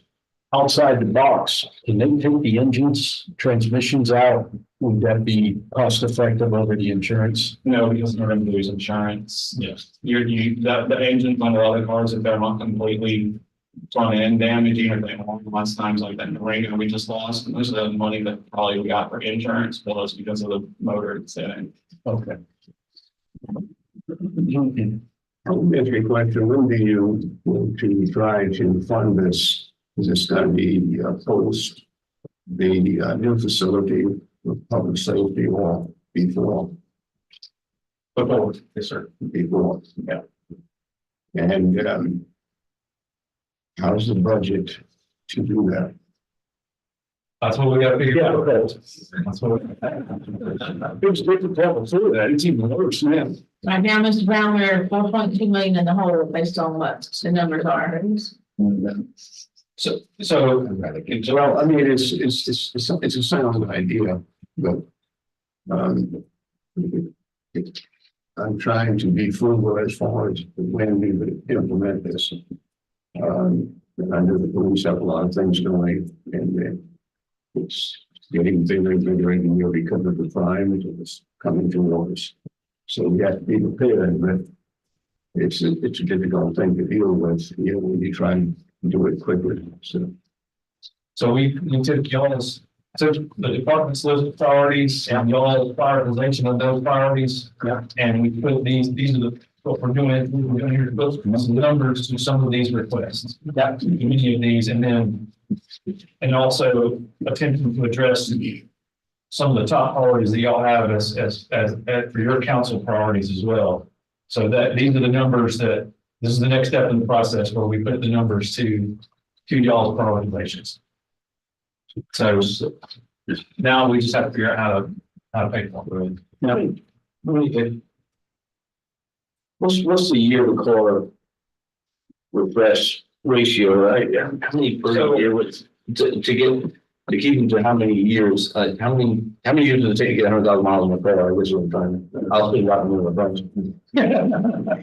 It depends. Well, yeah, I mean, It depends on the assignment. So that was one of the things with Enterprise that I brought up as a concern was year 5, they wanted us to cycle them out. Whereas if I'm putting cars with, say, an SRO or something, I don't need to cycle the car out of year 5. I may make it to 8. Mm-hmm. So for the SRO grants that I deal with the state, those are 8-year cars. For an average patrol car, about 5 to 7 years usually. Enterprise estimated from their calculations that it would take 9 years for them to cycle out our entire fleet. so it's 9 years in the 160 cars. So they got math real quick for me. That's comes out So with that's 60, yeah. just about 15 to 20%. Yeah, based on the fleet size as it sits, 15 to 20, if that was happening every year, you could have a pretty solid. good fleet of cars out there without a whole lot of reliability issues. With the SROs, do they do the traffic crossings also, or is that still part-time? They do. Traffic Why do they need a car? They got to be those folks. Just they gotta be able to get pure presence and having a one car in front of a school. That's why I asked that question. They're not getting the new cars, but having ones. Having the lights go. Yeah. The big science behind Enterprise and their 5-year is they're trying to find that point to maximize the salary. Right, yeah. You know, so you've got to do something, keep them a little bit longer. That's their industry out there. Which is where I would say that on what they were predicting, we would get back from our cars, they're high on it. Mhm. Especially the cars in the first 2 or 3 years are going to be like now because I just told you what the mileage is on. I think what you might want to pay for a police car that's been in service for 9 years, you've got 120,000 miles on it. And $2 million. Yeah. And their cars that they use are the ones, the Tahoes. Yes, that's what they advise us right now. Yeah. We're trying to compare apples to apples on this. So, and I'll speak to the pay-go approach versus the leasing approach, the fleet lease. So Enterprise would suggest that we would spend every year, a little over $1 million to cycle a fleet for X number of years for that to go serve, which would lock you in. Though I think we probably would have the options has to end the lease at some point, but then we be on the hook for having cash payment for what we've got from them already. So it could be, yeah. We don't have that. Well, they could, who knows how much. So I just. We want to solve this problem, but also be you all an out. If for some reason we don't have the funding in a particular fiscal year. As we get these in, we're salvaging. So to the greatest extent possible, yeah, but we're not gonna get much, but we get something. And out of those 168, there's probably more we can salvage. Are we maximizing what we're salvaging? Every car we get, every car we bring in, then we get something out, it's going down. It is, we're using Go Deals, Go several different option sites. We're gonna look at some other ideas that I have now that I have a dedicated person to deal with this over there. But we're getting the post information out of them, being that we're not car dealers. I should probably set up a lot and get a little more. Out there, you know, have that. Just as God, because I'm the outside the box guy, I never went there. We're gonna pay people to live in town. So the maximum mileage is on the people that live out of town. What if you can only drive your car home, but you live in town? People may not work here because every other agency is, that's part of the public.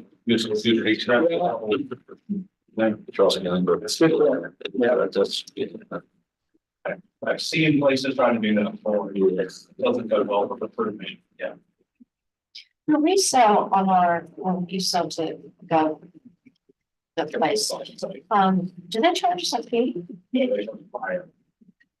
Oh, okay. It's based on the amount they are paid the vehicle.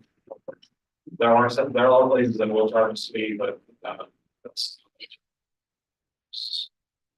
Well, I think Deputy Chief, you know, the mission critical. Thanks. And again, we're not making decisions today. But We're not making decisions. it underscores the importance of if we don't do it now, we're pushing a ball bigger and bigger ahead of us that we're gonna have to deal with at some point. So, thank you. Thank you. Thanks, guys. Thanks, guys. Just keep staring at us. That'd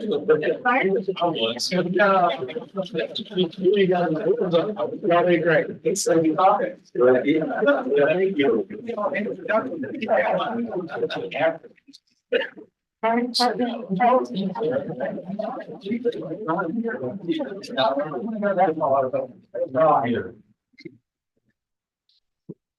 Again, there's lots of heavy lifting in this department as well. It's very awesome.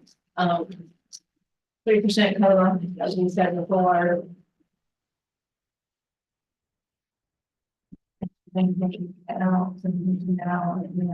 So I'm putting the four decisions. What's the four positions?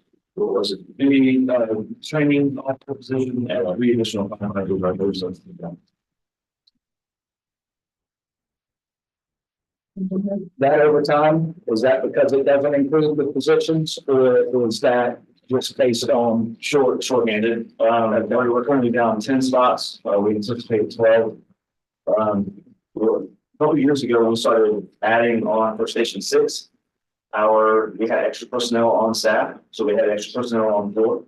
So we weren't spending as much overtime. Now, we don't have those extra positions. So whenever, we have 3 people that are out, on like duty, I mean, it's a lot of, having to have minimum staffing without shutting something down. We have, someone can take off our annual leave, if we're shorthanded, and you have to fill that spot with overtime. So it's stuff that we've been pulling our hair out before the. Your client over there. So.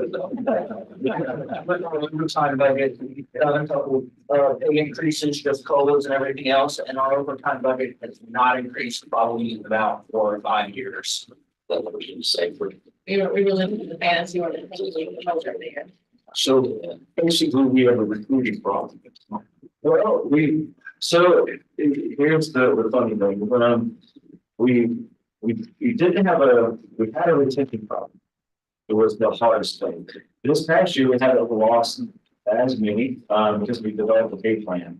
Most of the ones that we did lose were, in our recruit school already and just didn't make it. So we're trying to fill those, I'm trying to fill those spots again. And we're getting a little more creative when it comes to our hiring. When we try to hire certified firefighters, that's the more difficult one because we're getting lateral movement. So someone's not going to leave a higher paid firefighter positions to come here. So it's really hard. But however, our culture is a little different than other departments. We have a very high standards. So that washes out a lot, and the bad part is it washes out a lot of people trying to get on with us. The good thing is the trust, really high quality candidates from other places.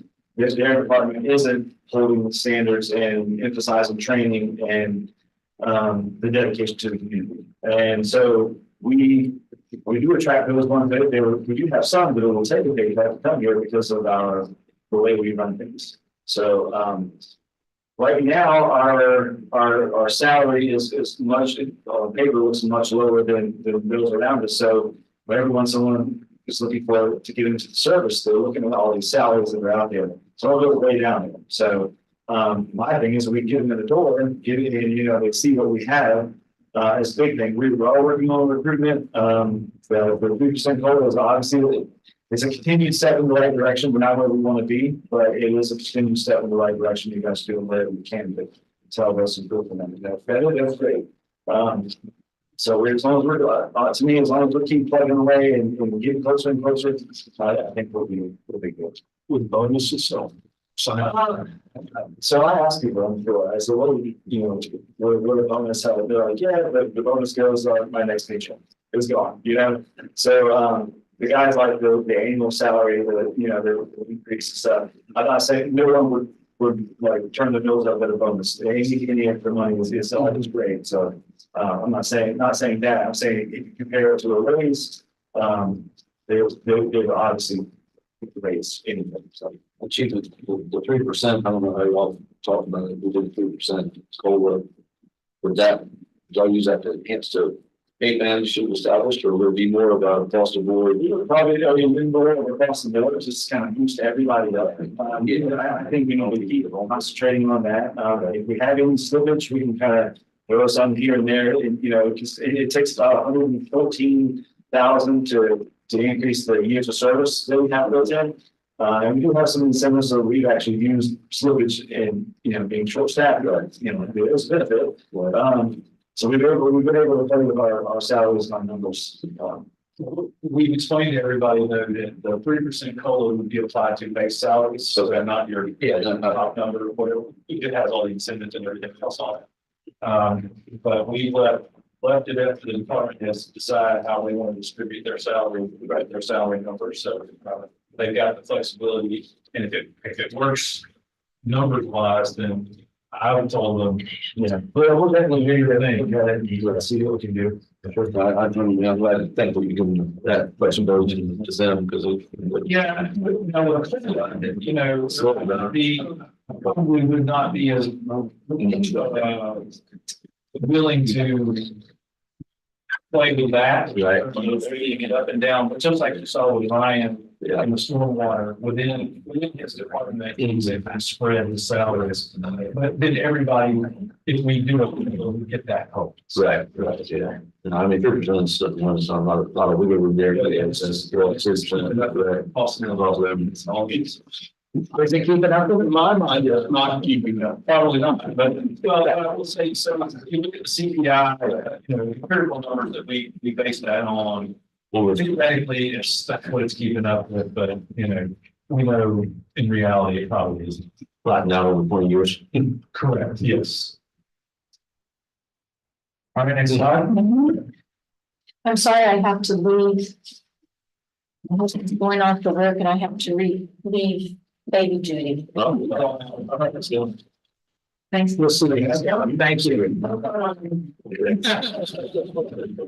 But we still have 4, we can. biggest line item increase here is maintenance agreements and, you know, pretty much the same scenario in the police department too. Contracts, maintenance, technology. You back up one, I'm trying, I don't even really get a chance. Oh, okay, I was just pushing on the first page, okay. Yeah. Thank you. And the cell phones and internet or an IT. Right. That's why we're zero Yeah. now. Yeah, so on the internet, so that's you. And, Anything else on this slide? Anything I want to add? no, I don't think so.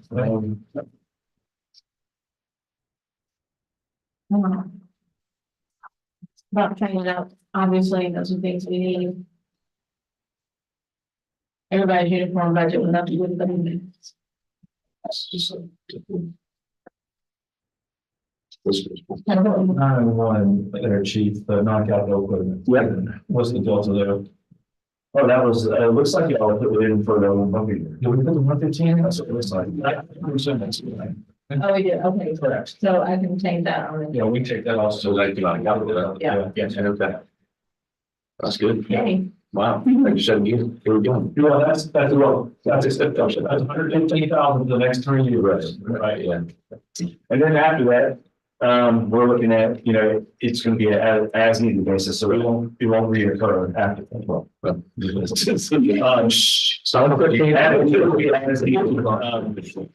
wear and tear on the bumpy gears is by the person, by the individual, as far as training and whatever. Yeah, And the quality of the gear. yeah, not a lot. Where holes in mine. I don't figure next to that. I did mention in our prior meeting, we did go with a different vendor, with a little bit higher spec, and we were able to bring the cost down a little bit. So that is a plus. So it may come under that 115, but we'll leave it in there just, you know, just in case. You never know. By the time we order, it could be a price increase, and I don't think so. But everyone who switched to this vendor has been very, very happy. So It's not subject to a tariff, is it? that's right. That's right. And on non-capital is like the rest of is like the police department, that is anything that goes on the fire trucks, that's department where the repairs for anything, any type of that equipment and stuff, so. It's why it's such a huge part of our. What's mission critical not included? Okay. Who knew the question was coming? So this year, we're okay. Okay. However, next year, we will have to start to ask for trucks. We also started the discussion with, Station 7, in Nexton. The Nexton area is booming, it's really taken off lately. We are monitoring the amount of calls that we are in over there. As a matter of fact, we were on a couple calls there earlier today. So it's an area that we're watching out for. As of right now, I don't think ISO with his pretty hard in that area. The one area that is of concern to me over there, of course, they have some high rise over there, but is the new development that they're building. It's roughly 700 homes. They currently have 30 homes built in there. And within the next month or two, they'll probably have people living in it. So, just throwing it out there with that. And, you know, I do have our plan as far as we have a plan mapped out for the next, I think, 7 or 8 years for trucks. So, we have it mapped out. But we'll have to, obviously, we'll have to plan for those coming up, because there is about right now, it's about 2 to 2.5 years to get an engine, and then 5 years to get a ladder truck. So we're still in pretty good shape with the ladder truck. We are, speaking of ladder trucks, we are meeting Friday to discuss the purchase of the ladder truck, to go take a look at that. But I don't be surprised if, you know, next budget cycle, we do put a truck on there for sure. And if we continue to expand the town limits into the next area the way we would like to, then it's going to necessitate, you know, enhancing service provision over there as well across the board. And that will pay for itself. Hopefully, yes. Yeah, that would be. If it was strategic. And it includes the commission. And it includes 12 personnel for that station. So, and so You know, as Councilman Murray knows, it takes a while to build those personnel up, over the years. That's why we requested for 3 now. And of course, it would help a little bit with the overtime expenses, you know, too. So, there are a lot of needs this year. I think we're good. But the next couple of years will be, critical. Once you get into this truck replacement cycle too, we have to run the whole gauntlet, huh? Right? I mean, the whole fleet will basically be. Yeah, I mean, right now, the next truck line to be replaced is a 2017, but it has close to 85,000 miles on it. And you know, we won't need it right in a second, but we will need the next couple years just to put that up. It's, we have one on order right now, right? We do, one, and actually it may come in the order, so that we're, that one will be coming in soon, that which was ordered last year's budget. Did we get another to them back yet? It's back in town. It's been leaving either, I'm gonna follow up with them today. It was supposed to leave either last night or this morning, so some, Michigan. Charlotte, Michigan, and then it's supposed to go to here for World Round to get some minor things done, and then it'll be back with us. So we'll be very thankful. You sent me an article, I think you sent about reference and y'all sent to me, this are explaining the lead time model. Not necessarily, in addition to supply chain issues, one of the bigger problems, the reason that there's so much lead time is because of the consolidation of the fire truck building industry. So that where you have a lot of different builders over the years, they've all been bought out of gone out of business. And so now you only have a small few who are trying to fulfill orders and also make a lot of money. So that has, all that's conspired to increase those lead times on their delivery trucks. So people have to think Rev and all those guys. Yeah, I agree with, you know, there's a lot of them out there. It's not business. But, you know, just to mention, we don't shortchange anything for our citizens, and we never will. We won't shut down a truck under any circumstances. We'll bring all of us to hold the line if we have to. So, we will not do that whatsoever. What's the price on an engine now? Inventory one is a little one, get one, two. That was ordered, yeah, you have to. So you're looking at fully spec'd out about 1.5 Is what we're looking at next year. And then essentially. how far away from a ladder truck replacement? I would say 5 years. 5 years. And that There's 2 or 3 million, 3 million, yeah, 3 million. Two for sure. Yeah, I don't know. I mean, 5 years from now, we don't know, so. Not sure. So I think so. Yeah, good. Time we had asked them to use it. Thanks. Change that. Thanks, sir. Once you use. I'm sorry, keep on. I think that's I should be very, yeah. So that building in ground. No. Sorry.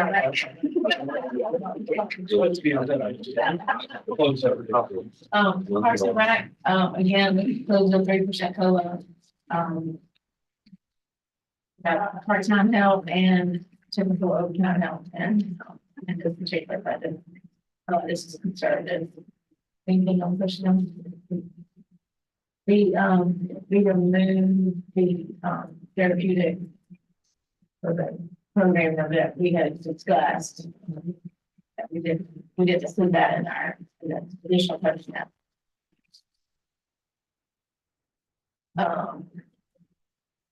Repair and maintenance. Just because you mentioned that, and there are ways we can partner with Beyond Basic Minimum and kind of fill that need within our community, or is that not possible? We try to partner with as many organizations as we can, so we've been able to offer some things. And we certainly partnered with them on multiple occasions, adaptive expeditions, things like that, but not where we're able to, Beyond Basic only serves adults. So there's a state. Yeah, there. Sorry. any great details on the line item, as far as, you know, where the money's being spent. I will say that, we will have to include a line item for the Berkeley on-day maintenance, is that question? Is not in this budget, so, yeah. But you're exploring adding that to our landscaping company who's taking care of the energy.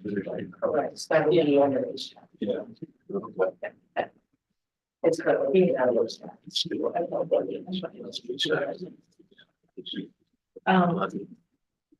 Any questions on this? This page, we got a third.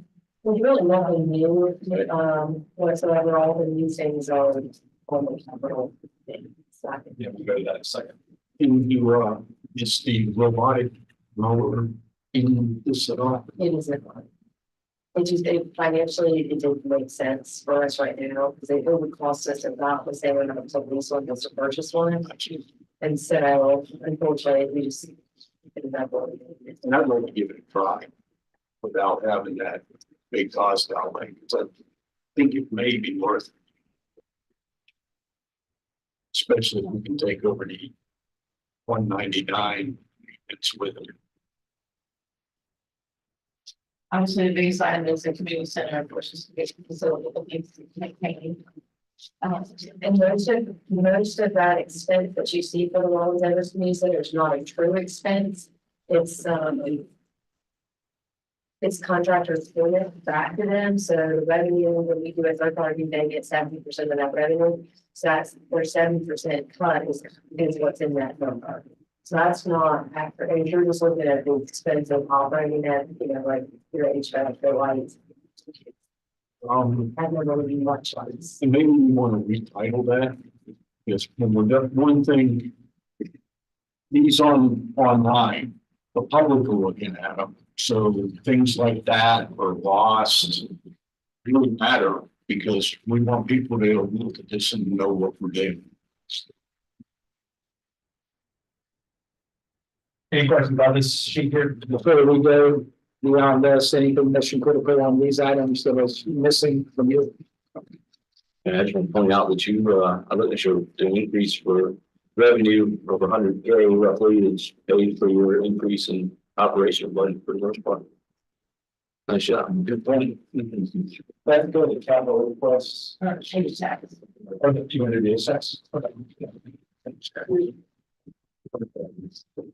What's the next one? Okay.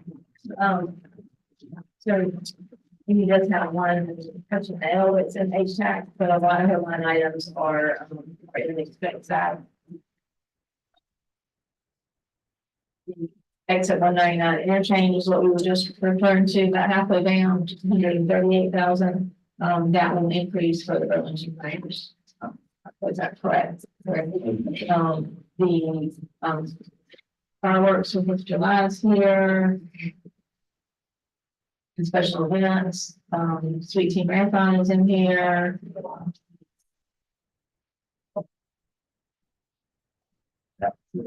That's the side guy in the truck still in here. No. How are we gonna work? His salary is in a regular operating budget. One of the things I saw on the capital list was a replacement vehicle plan, and that was proposed to be paid in HTAC. Yeah, we do. Purchase that equipment. Okay, so he's not gonna get the training, we have bringing him on board, the other guy retiring. Oh, I'm sorry, I misunderstood. He's retired in January, so January of 2026. So my hope would be to start advertising July so that there's a healthy overlap. But we felt that that could be absorbed in my budget, this storage.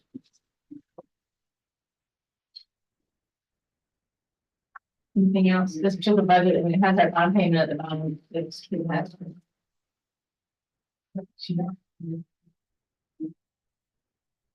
No questions here. Let's go to. Let's just go to capital.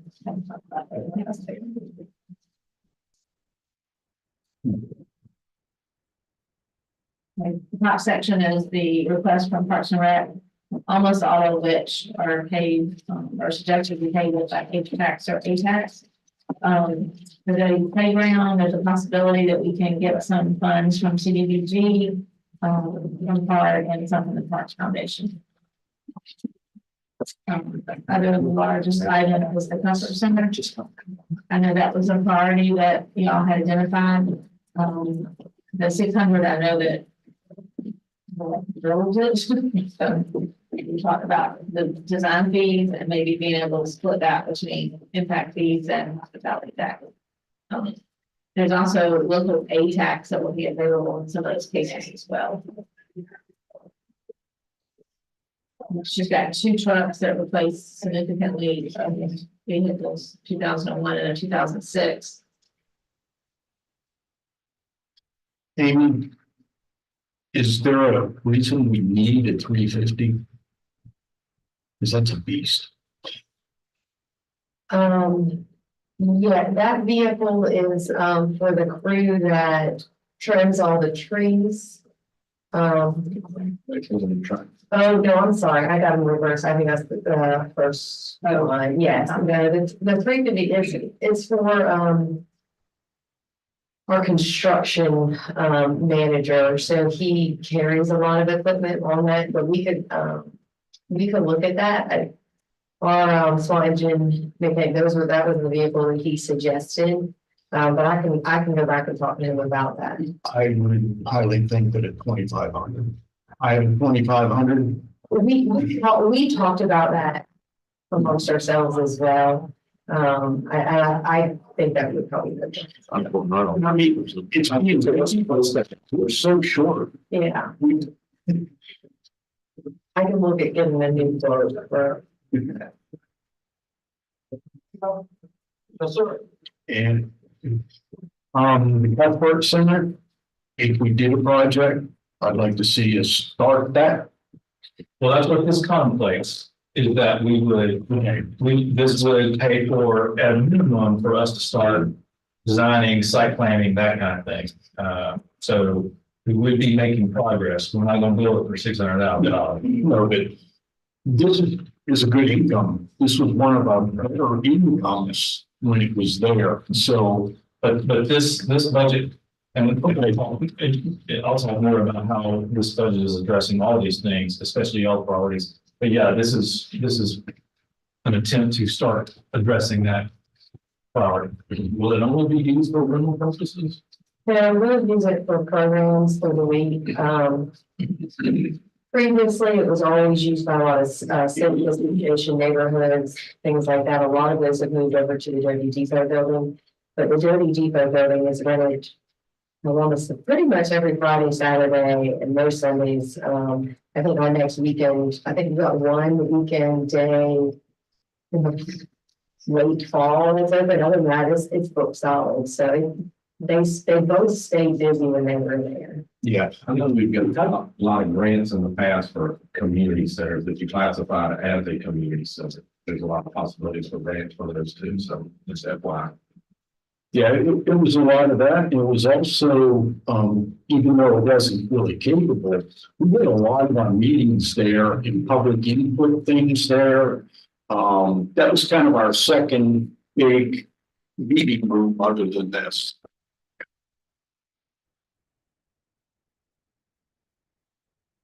This is where the pest control vehicle is. The Hagen Shade. Much of this is we can pay for that you can use H-tax and A-tax without an effect on the general fund. Okay. So like that. Yes. And those two taxes have traditionally grown as opposed to some of our other revenue sources. Yeah, we'll see if that trend continues.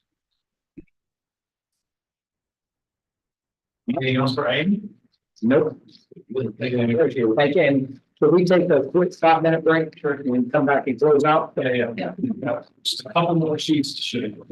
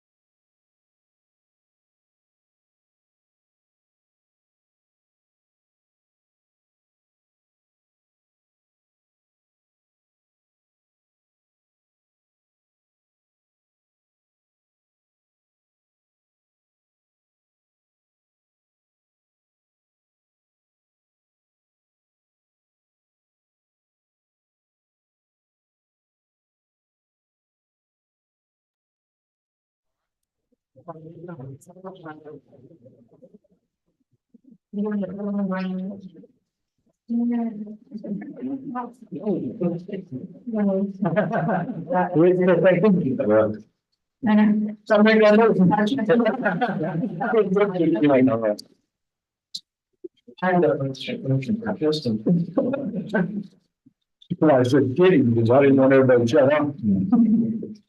This is, the Department of Transportation, he has this up, we have a lot of different names, you know that, we didn't talk about that for a long time. We also tried to consolidate some services, janitorial, we're looking at HVAC, now. Our insurance, our annual insurance premium is in here, which is the 1.4, I hope that's. Streetlights, we do still have the communication and this line item had not moved that to IP. All of our electricity. You will also notice, 3/4 way down, there's bank fees. Those are the credit card processing fees for everything that happens in finance. We have not yet passed that fee along to our citizens, which we probably need to go. Last year, I requested a decrease for the processing fee, which I did get a little bit of a decrease. But when we had, went to the new rates for business licenses, I didn't want to do anything there, but we do need to do something. I don't want to penalize people, but We're working on our tax bills right now, so.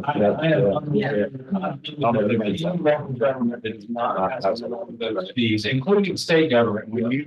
Right. You for hunting license or season license online, you're claiming a processing fee to cover those credit card fees. And it's a convenience fee. So you write a check and send it in, you can avoid that fee if you choose to do so, but if you choose to pay online or pay with a credit card, then you're paying for that privilege. I mean, yeah, right now, tax year, we're paying for that. For building something still, that's what I'm.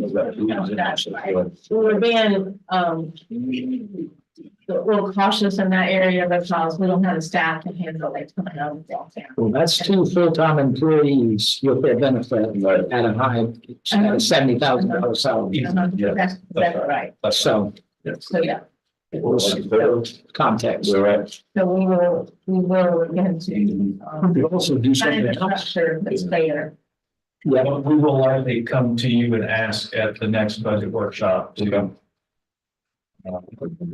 allow us to pass some of those charges along. And I think even with high pay, it's like 3%, what they doing that for? But it does add up. Yeah, and that's, the most part is our $10+ million in transactions that we handle in the county. Anything you want to add? What is disaster recovery called? Consider right? That this kind of a flag, I guess. Clean up, clean up from happening thunderstorm or something back here. Not our debris, not got rid of, maybe we'll do that. Okay. And we typically, because of insurance, because of electricity and streetlights, we're typically over budget on a lot of those line items. And have you increased them for the next budget? This budget has increased. But I mean, when you say we're usually over budget, is what you're predicting, will we go over those budgets and? These are more in line with our current spending pattern. Okay. I have an inventory of our streetlights, so we have over 3,000 streetlights in town. And then you can get rid of those blue lights. Well, I'm trying to figure out how we as staff can take lights at a time of that street light list to make sure that A, they actually exist, because we need charging us for them, and then B, are they burning? And are they burning all day long? You don't have that as much as these, but a street light that burns 24 hours a day all year long is not cheap. So. And to make sure they're, I don't know what the whole LG is about, but. Right, make sure they are. There's big jump burn. Yeah, we're trying to do, well, we're trying to, as a staff, figure out how to tackle that massive list and figure out what to do with it. So At the same time, we're going to be. Extra resiliency project that. And I know, and we just had, we're got a maintenance agreement with Dominion right now that we're signing on behalf of the developer put in. So we're gonna require streetlights and we gotta know that we're gonna have to pay for them as well. Any other questions? Comments? Yeah. We can go to the next slide. You've seen it before, but I just want to have it in front of me. You can refer back to it, but this is basically a summary of our debt service. What's in the general fund, what's in hospitality, what's in our roads, franchise fee fund, and what's in our tip. So, and this is some of the information that provided for you, our finance committee meeting about when these roll off and when these revenue, and just expense items will roll off and then become available for others. Any comments? It's a lot of money.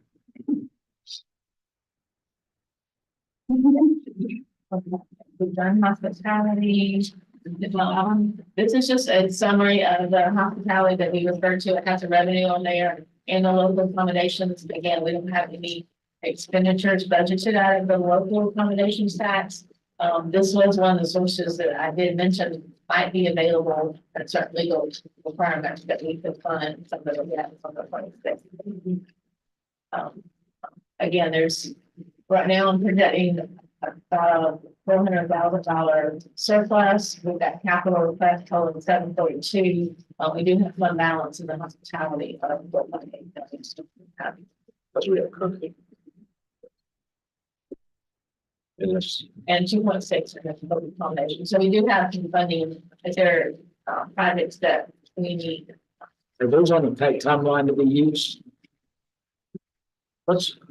So we're expecting $6 million revenue. 6.65, 6.065. And then percent that's 7.20 operating costs first. That was what revenue report as well. And then capital request is 7.2. What we're going to put out of there? What's that? So That was the Amy's vehicle. There was some of. So we work with the fund balance so that we cover that 7.2. All right, yeah, that's one major one. I agree. No, that's right. Take them all in. That's a great place. Well, I resemble that. Anything else on the slide? Where do we want to go? Oh, we have next. Your CIT grant. So we'll just flash by that real quick. Okay, this is the grant that I talked about that we have a budget for, that Pat and Batista wrote a grant for. So this is the, Crisis intervention. crisis intervention, yeah. So in the event that this is not renewed, if it's federal funding issue or whatever it is, then there are people that we would have to absorb or decide the option for. So anyway, that's just, that's the only reason I want to bring it to your attention. These funds are flowing right now. Right. They're potentially at risk. Potential investments. Okay, yeah, so I have questions. Do you want to go back to capital? Yeah, go that last slide. This is where we didn't really talk about it specifically, but this is where Mark's, cab, truck and trailer, and I put the 125 on stormwater and suggested we spend the other 235 at sanitation to fund his equipment. And bucket gear can go away, so that's already in the operating budget. And then we talked about the consoles and the radios.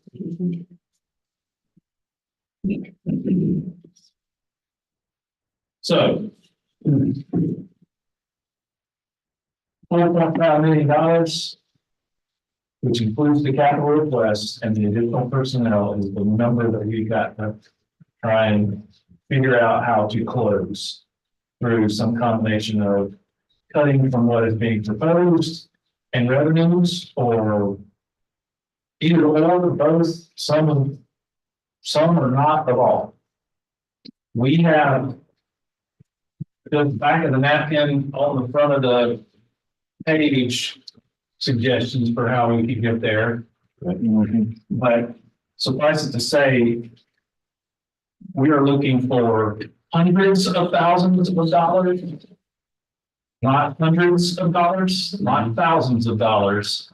We're talking about, we're looking for big numbers, big chunks to get us to that $4.5 million. So if you or anybody else has ever mind and dive into one of these department budgets and they want to pick apart a vehicle repairs line item or something like that, they're looking for pennies. We're looking for, we're looking for big deals. Okay. I've got a couple of marks that I'll go look at with Amy. So, well, I'm not too worried about this because yes, Amy's capital requests are coming out of, I'm talking about, I got it. You know, but this budget has been crafted, as I said earlier, to not only address the department priorities that y'all prioritize, but also your council ideas. And so I'll point you toward the council ideas. Your top priorities, rolling stock replacement, we're attempting to address that. The sidewalk gap and pedestrian gaps, Mark talked a little bit about that. He's working on an inventory, a list of those gaps right now so that he can begin working on some of those. So that currently isn't going to have any effect, any appreciable effect on the budget that we're proposing.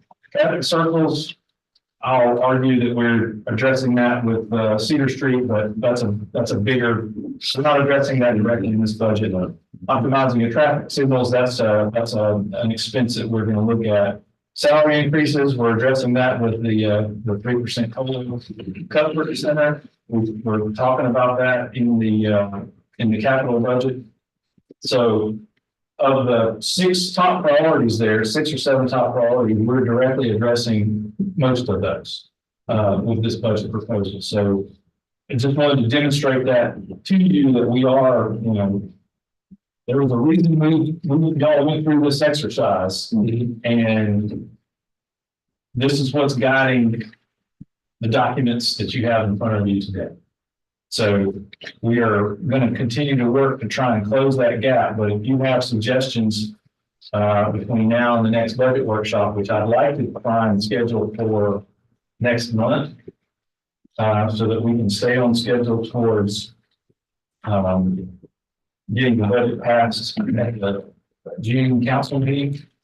But I would like to suggest that we convene again for another budget workshop around April the 23rd, which is a Wednesday again. We're supposed to be.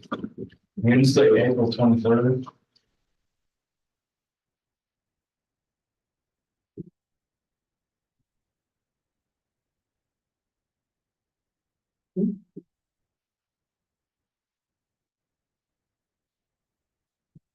There is an off chance that I may be in Texas on that day. Jamie has an Ironman on that Saturday. If there's a virtual option for that meeting, I could participate. So don't change it for me, that I may be virtually. Either way, not that whole week. I think we're leaving Wednesday. About the 22nd. How about Tuesday, the 22nd? Very good. They'll be back and all that. CPW meeting. Oh, yeah. I'm gonna put my hair out. Yeah. Tuesday, the 22nd? Tuesday, the 22nd. That's Morning, half again. yes, yeah. And we will hopefully won't be here for as long as we have been today. That's our fault, not yours. Yeah. What we're going to do is sort through suggestions for how to close that $4.5 million gap. We already have ideas.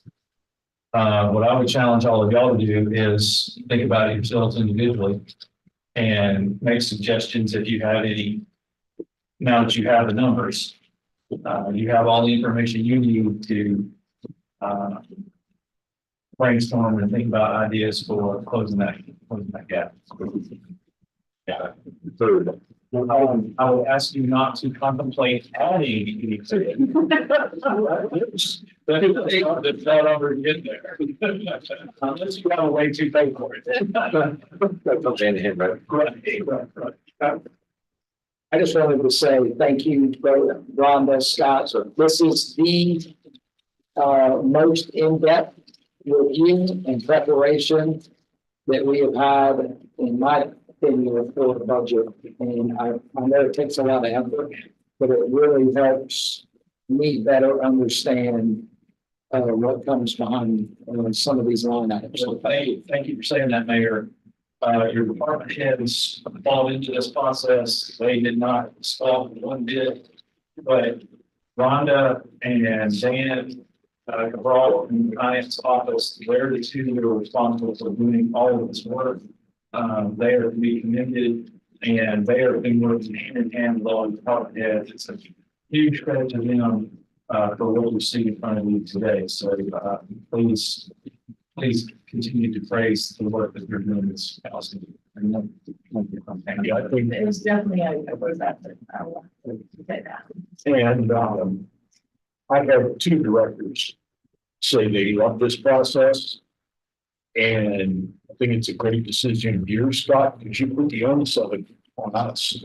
And that's where it should be, other than just saying we can do it this way. And you say, yeah, okay. That easy, done.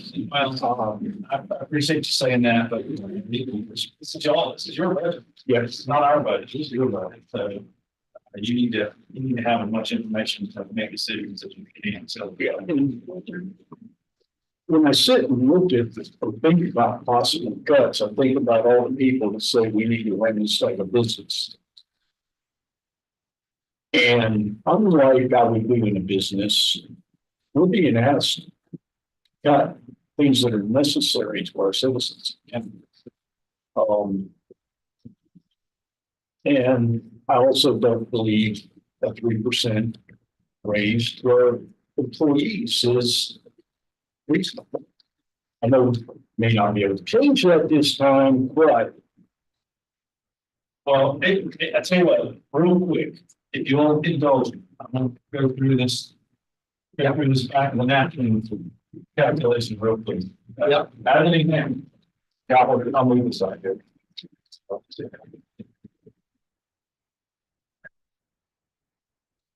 Y'all can't see it.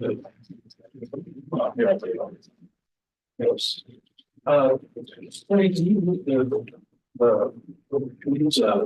it's all one. So, I'm looking at y'all city. We're spending too much money.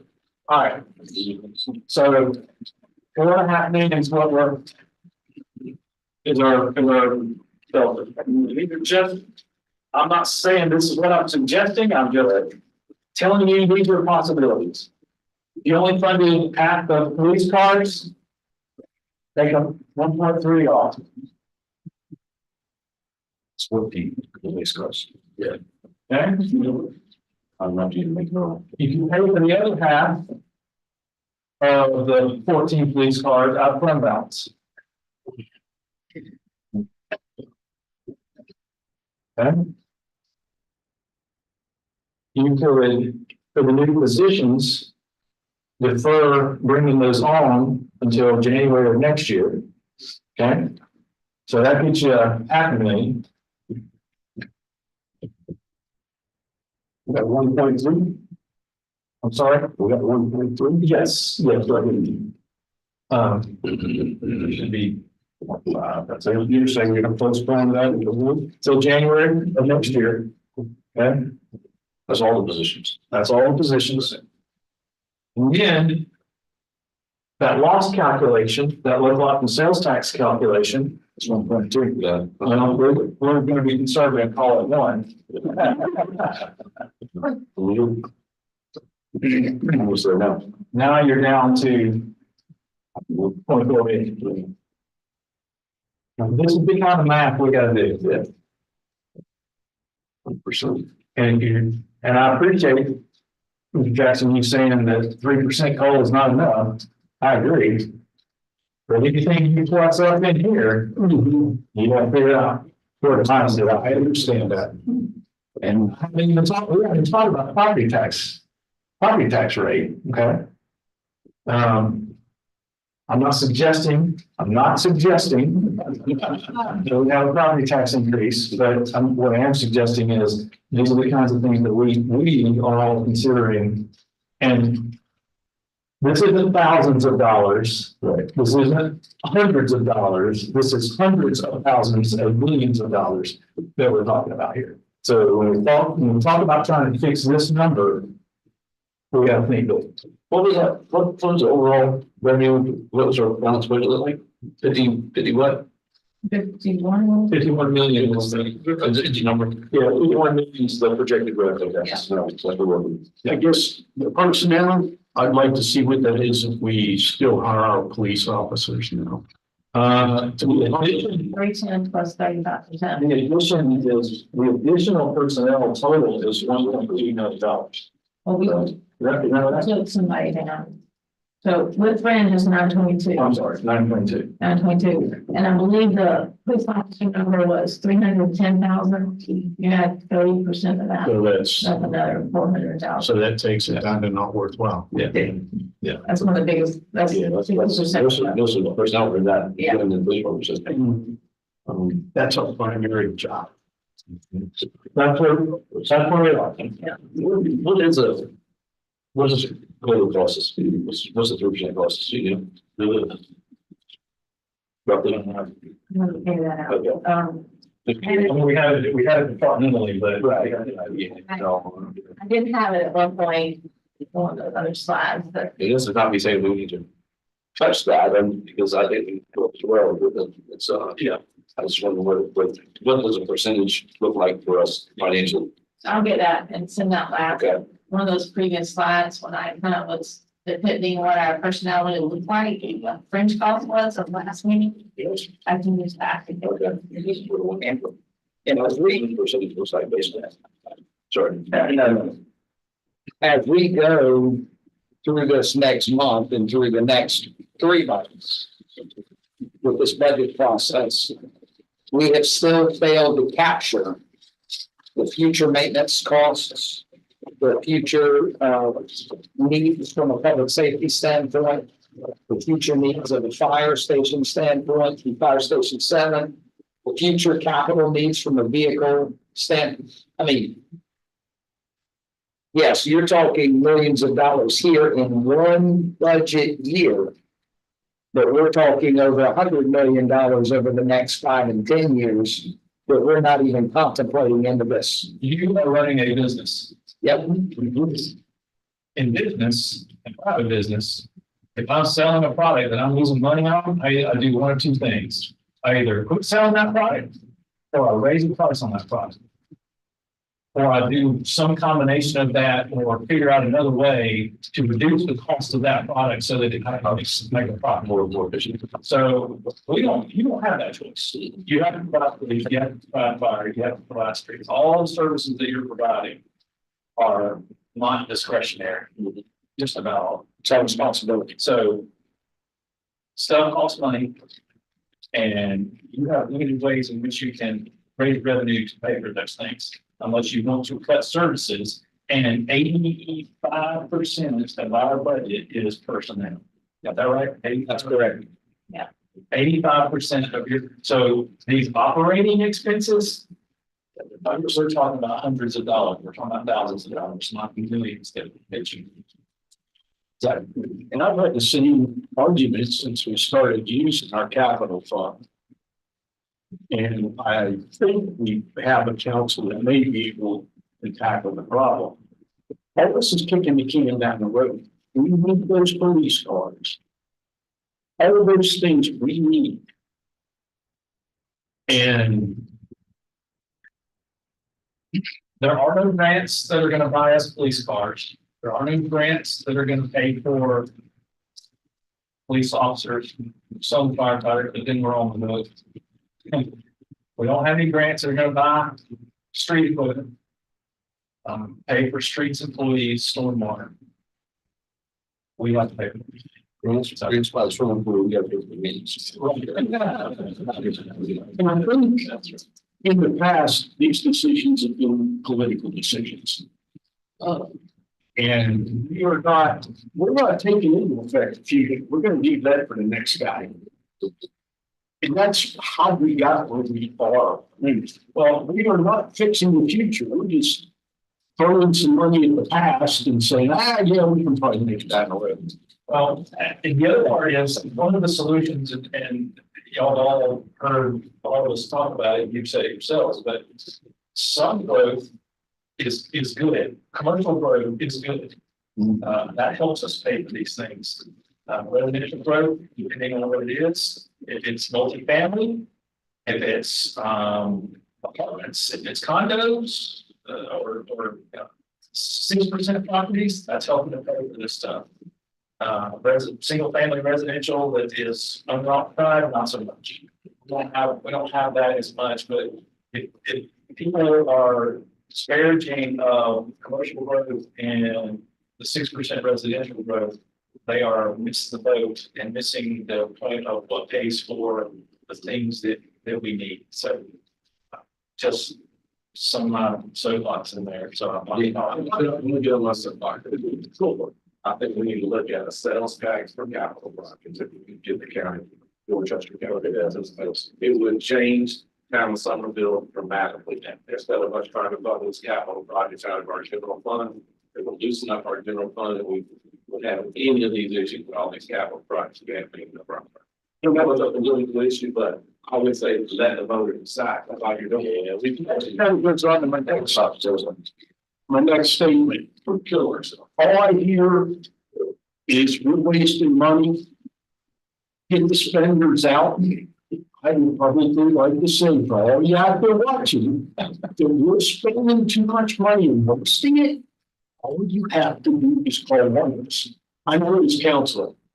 Every single one of us will come right to Scott and say, get rid of it. We just need to know about it, and you know about it, and we don't. So let us know. Listen, your department heads and your staff treats your money, the taxpayers' money, as their own money, and they are frugal with it. And if there was waste fraud use in our budget, then I would be the first one and the most eager to ferret it out. But and based on my review and the process that we've gone through, this is essentially a zero-based budget. We're starting from zero, as most everybody does. We're not just taking last year and adding 5%. That's not how it works. You can see that in the numbers that have been adjusted up and down to meet actual expenses over time. And that's been the goal of Rhonda's, is to present to you a budget that is as close as can be to what the actual numbers are on the plus and minus side. So there's not a whole lot. There is no fat in here, unless you just hate recreation. Well, what's in here, it's like the police, deputy police chief said 4 years ago, they needed 10 to 15 cars. Now we need 28 cars. And we're trying, so next year we're gonna need 52 cars. We actually need 65, but they're being compromising. They have some other things. Yeah. So anyway, I'm going over later. I appreciate y'all's Outstanding job. I can answer your question. So roughly $1 million is what 3% looks like. 4% $1 million. With Brendan's, $1.3 million. So. Okay. Well, the bottom line is what we're dealing with, and Scott, I like what you just moved. If you look at the potential of this town, the town is growing, people are coming here and they're going to pay to grow first. All we have to do is look at it as how they're playing. Yeah. And here's what you do, like the way you think. I appreciate it. People are going to come here, they're going to go bring them come.